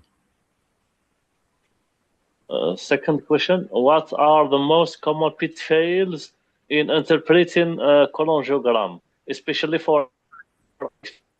Sorry. السلام عليكم، ازيك يا دكتور معاذ؟ مع حضرتك مريم. اهلا دكتور مريم. الحقيقة الأسئلة اللي أنا كاتباها منها السؤال التاني كنت بسأل حضرتك عن ايه most common pitfalls in interpreting الكولانجيوجرام، يعني خاصة للناس اللي هم لسه في البداية زي حالتنا كده. يعني ايه ال most common mistakes ممكن أقع فيها أو pitfalls ممكن تقابلني؟ Yes. First of all, you have to keep in mind the anatomical variation between patients. So anatomical variation, you keep, for example, as this case, low encysted cystic duct, you have to consider in some patient because sometimes very difficult to make ERCP in such cases and make much time, and you have to change your devices. From my idea, understanding the intrahepatic anatomy of the bile duct is very important, and pre-procedure evaluation of your patient by other modality like ultrasound, CT, and the MRCP and EOS. So if you get the idea by such modalities, you may make the ERCP easier, and you can suggest the cholangiogram before doing the cholangiogram. If you perform it in some cases needs more workup or suspicious cases. If you do EOS, for example, you can get an idea about the bile duct and the intrahepatic bile duct, and there was a stone or not. So it may help you to perform a cholangiogram and to decide your plan well. تمام. طب رأي حضرتك في الأوكلوجن كولانجيوجرام، هل ده ممكن أعتبره مانوفر أستخدمه كروتين، خاصة لما أكون مش متأكدة من الإيميجينج انتربريتيشن؟ Yes, balloon occlusion is very important and very useful, but try to use after doing the ordinary cholangiogram. Like if you get stones, so please remove the stone first and make cholangiogram just to ensure clear bile duct. And also keep in mind position of the balloon should be above the level of pancreatic duct, not to cause compression of the pancreatic duct and pancreatitis. Sometimes some structure need occlusion cholangiogram at the higher level. For example, cases of the hilar obstruction, if you perform occlusion cholangiogram subhilar, you can delineate the intrahepatic bile duct clearly. جزاك الله خيرا. آخر سؤال، امتى حضرتك تطلب another modality لو اعتقدت يعني ان الكولانجيوجرام insufficient؟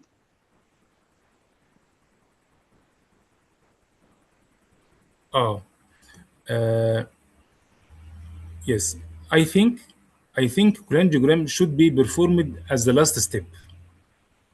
For example, in unclear cases or suspicious cases, you should perform other modalities before ERCP, because ERCP is, as you know, is invasive procedure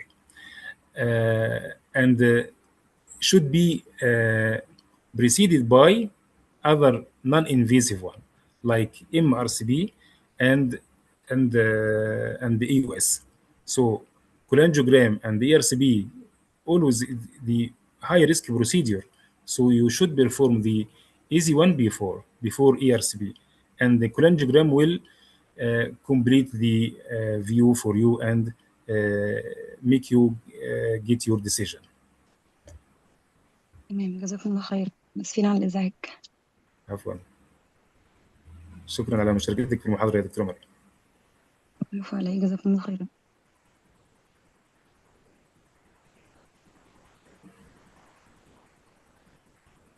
Any more question? Yes. What are the solutions for contrast?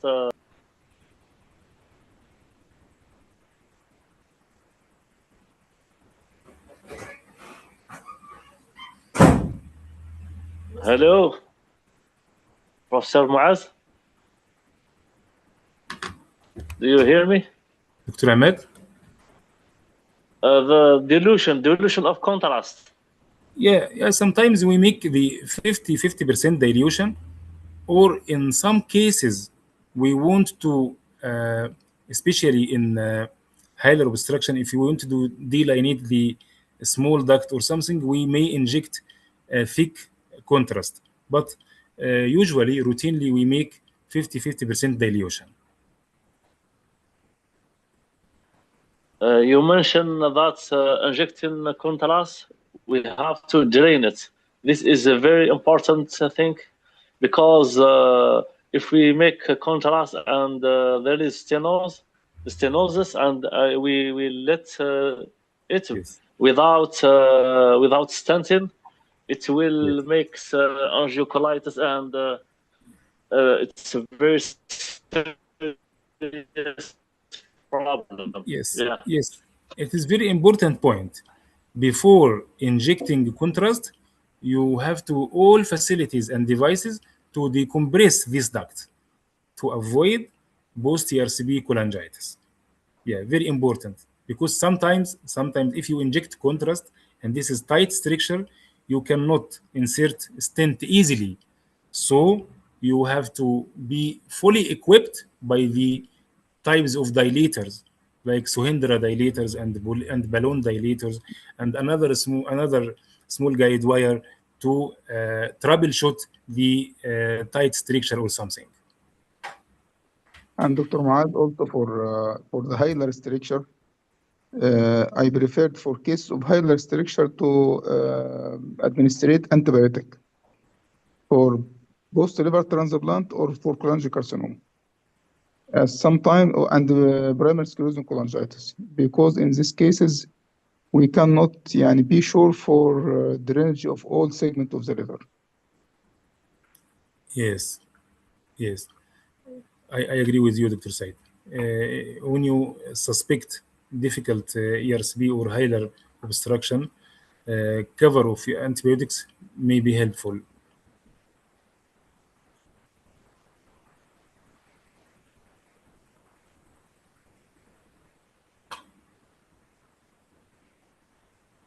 How about when we inject a lot of contrast?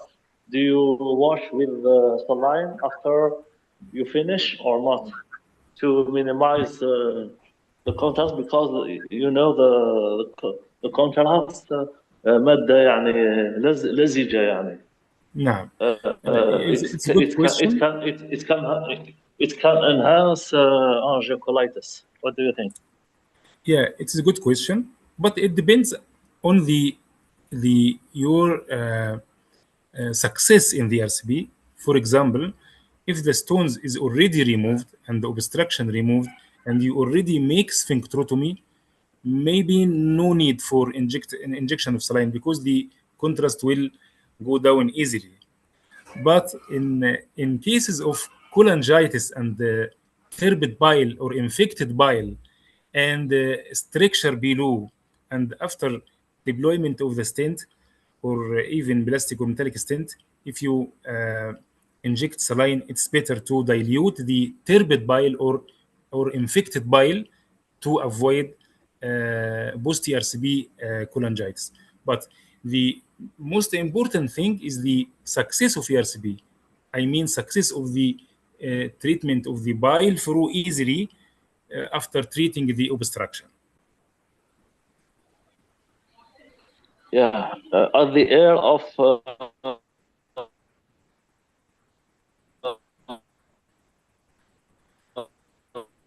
عفوا يا دكتور عماد، الصوت مش واضح.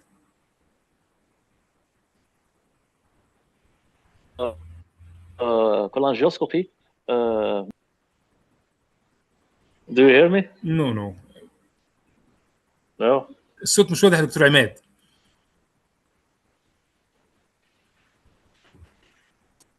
Do you hear me? Now I can hear you. Yeah, sorry. So at the air of cholangioscopy, maybe cholangiogram it still has his place, but not for longer, because cholangioscopy is very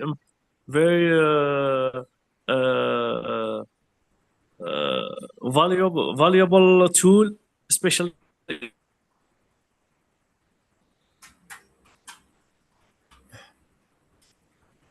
in structure. So especially with the Chinese, it has more and more place, especially in stenosis, and as cholangiogram was developed maybe 30 or 40 years ago, cholangioscopy will replace it very soon, especially with the Chinese lowest prices. What do you think about this, Mr. Moaz? Sorry, I didn't hear the question well, but according to the cholangioscope, I mean that you mentioned you mean that now it becomes more available than before. You mean that? Yes, and it's better for diagnosing stenosis and Yes. managing stones also. Yes, cholangioscope is better for diagnosis of the bile duct tumor, like rat skin tumor or central cholangiocarcinoma. It's, as you know, more better and better than EOS, especially in higher cases. And we can take spy bite for diagnosis. And also, very important thing for cholangioscope is to make the delineate the level of dysplasia. For example, you can take biopsy from bile duct here and from above by 5 millimeter and 5 millimeter to delineate the level of dysplasia in cases of suspected tumor. So that's very important values for cholangioscope. In addition to management of difficult stone, like mentioned before by Dr. Said and Dr. Abdurrahman. Yeah, I encourage all endoscopists to be familiar with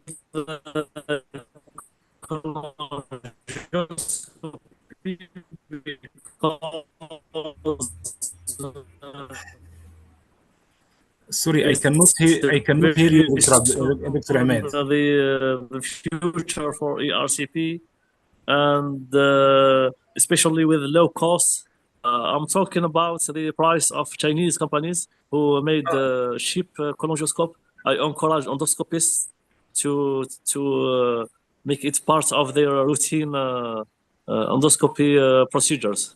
Yes, I agree with you. I agree with you. If available, you have to get accustomed to use the cholangioscope and prepare the needed devices. Of course, I agree with you, especially recently after being much more available than before.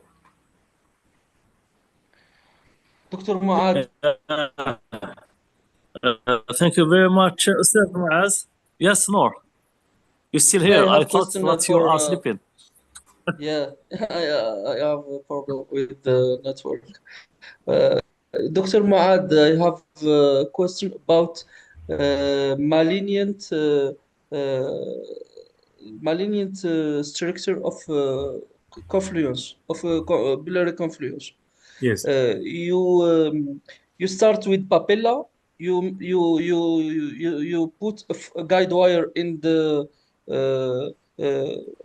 left or right bile intrahepatic bile duct, or you do cholangioscopy, or you prefer to do for the first time hepaticogastrostomy.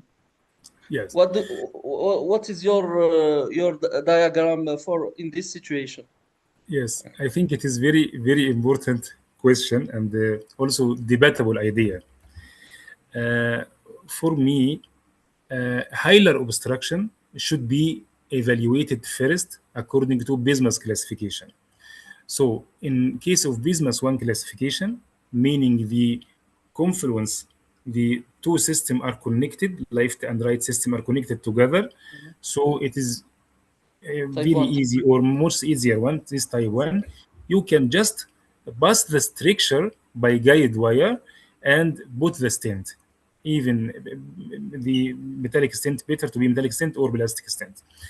But the problem is the hilar obstruction obstructing the confluence of the bile duct. This is very important idea and very difficult as well.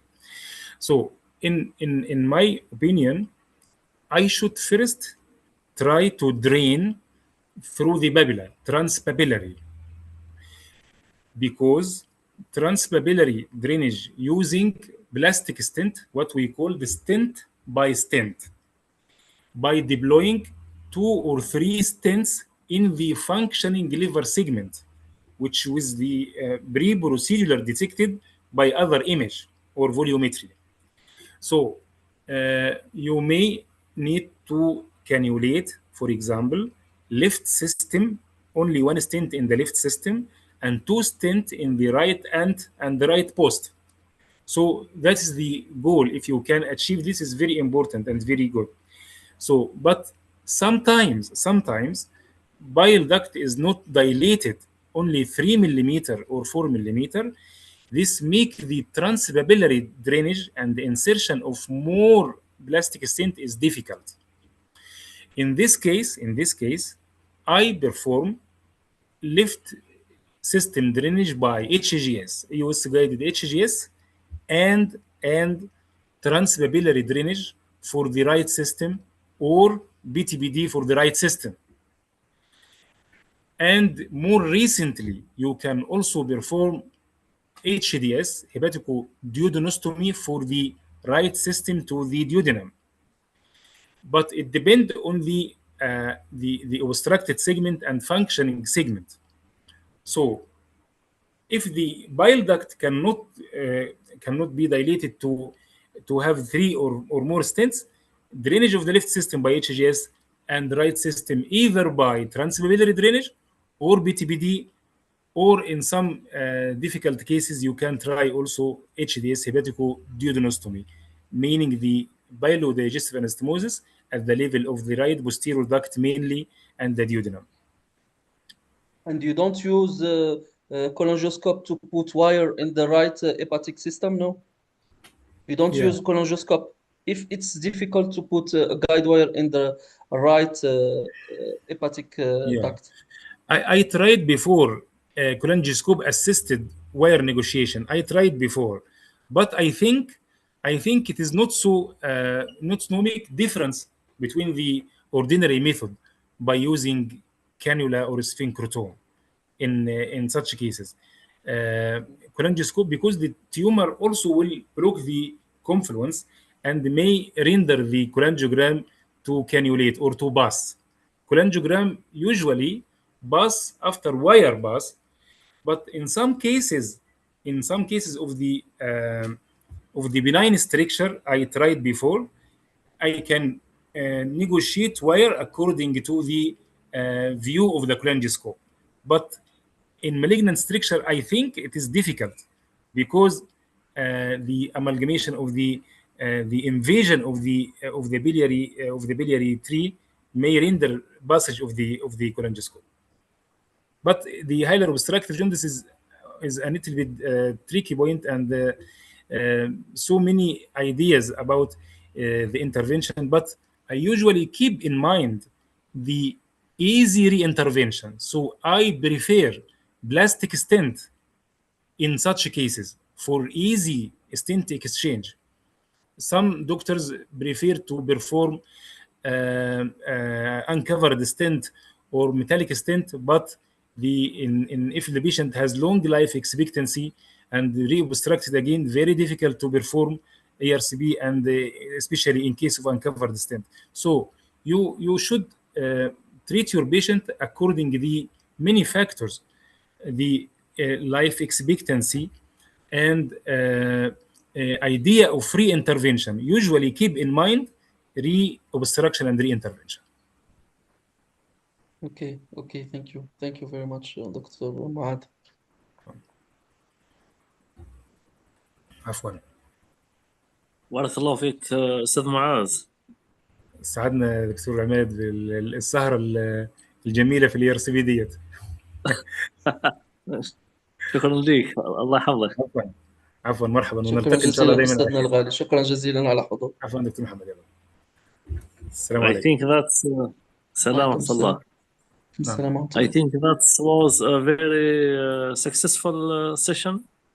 We have a lot of people سهرانين معنا حتى الآن.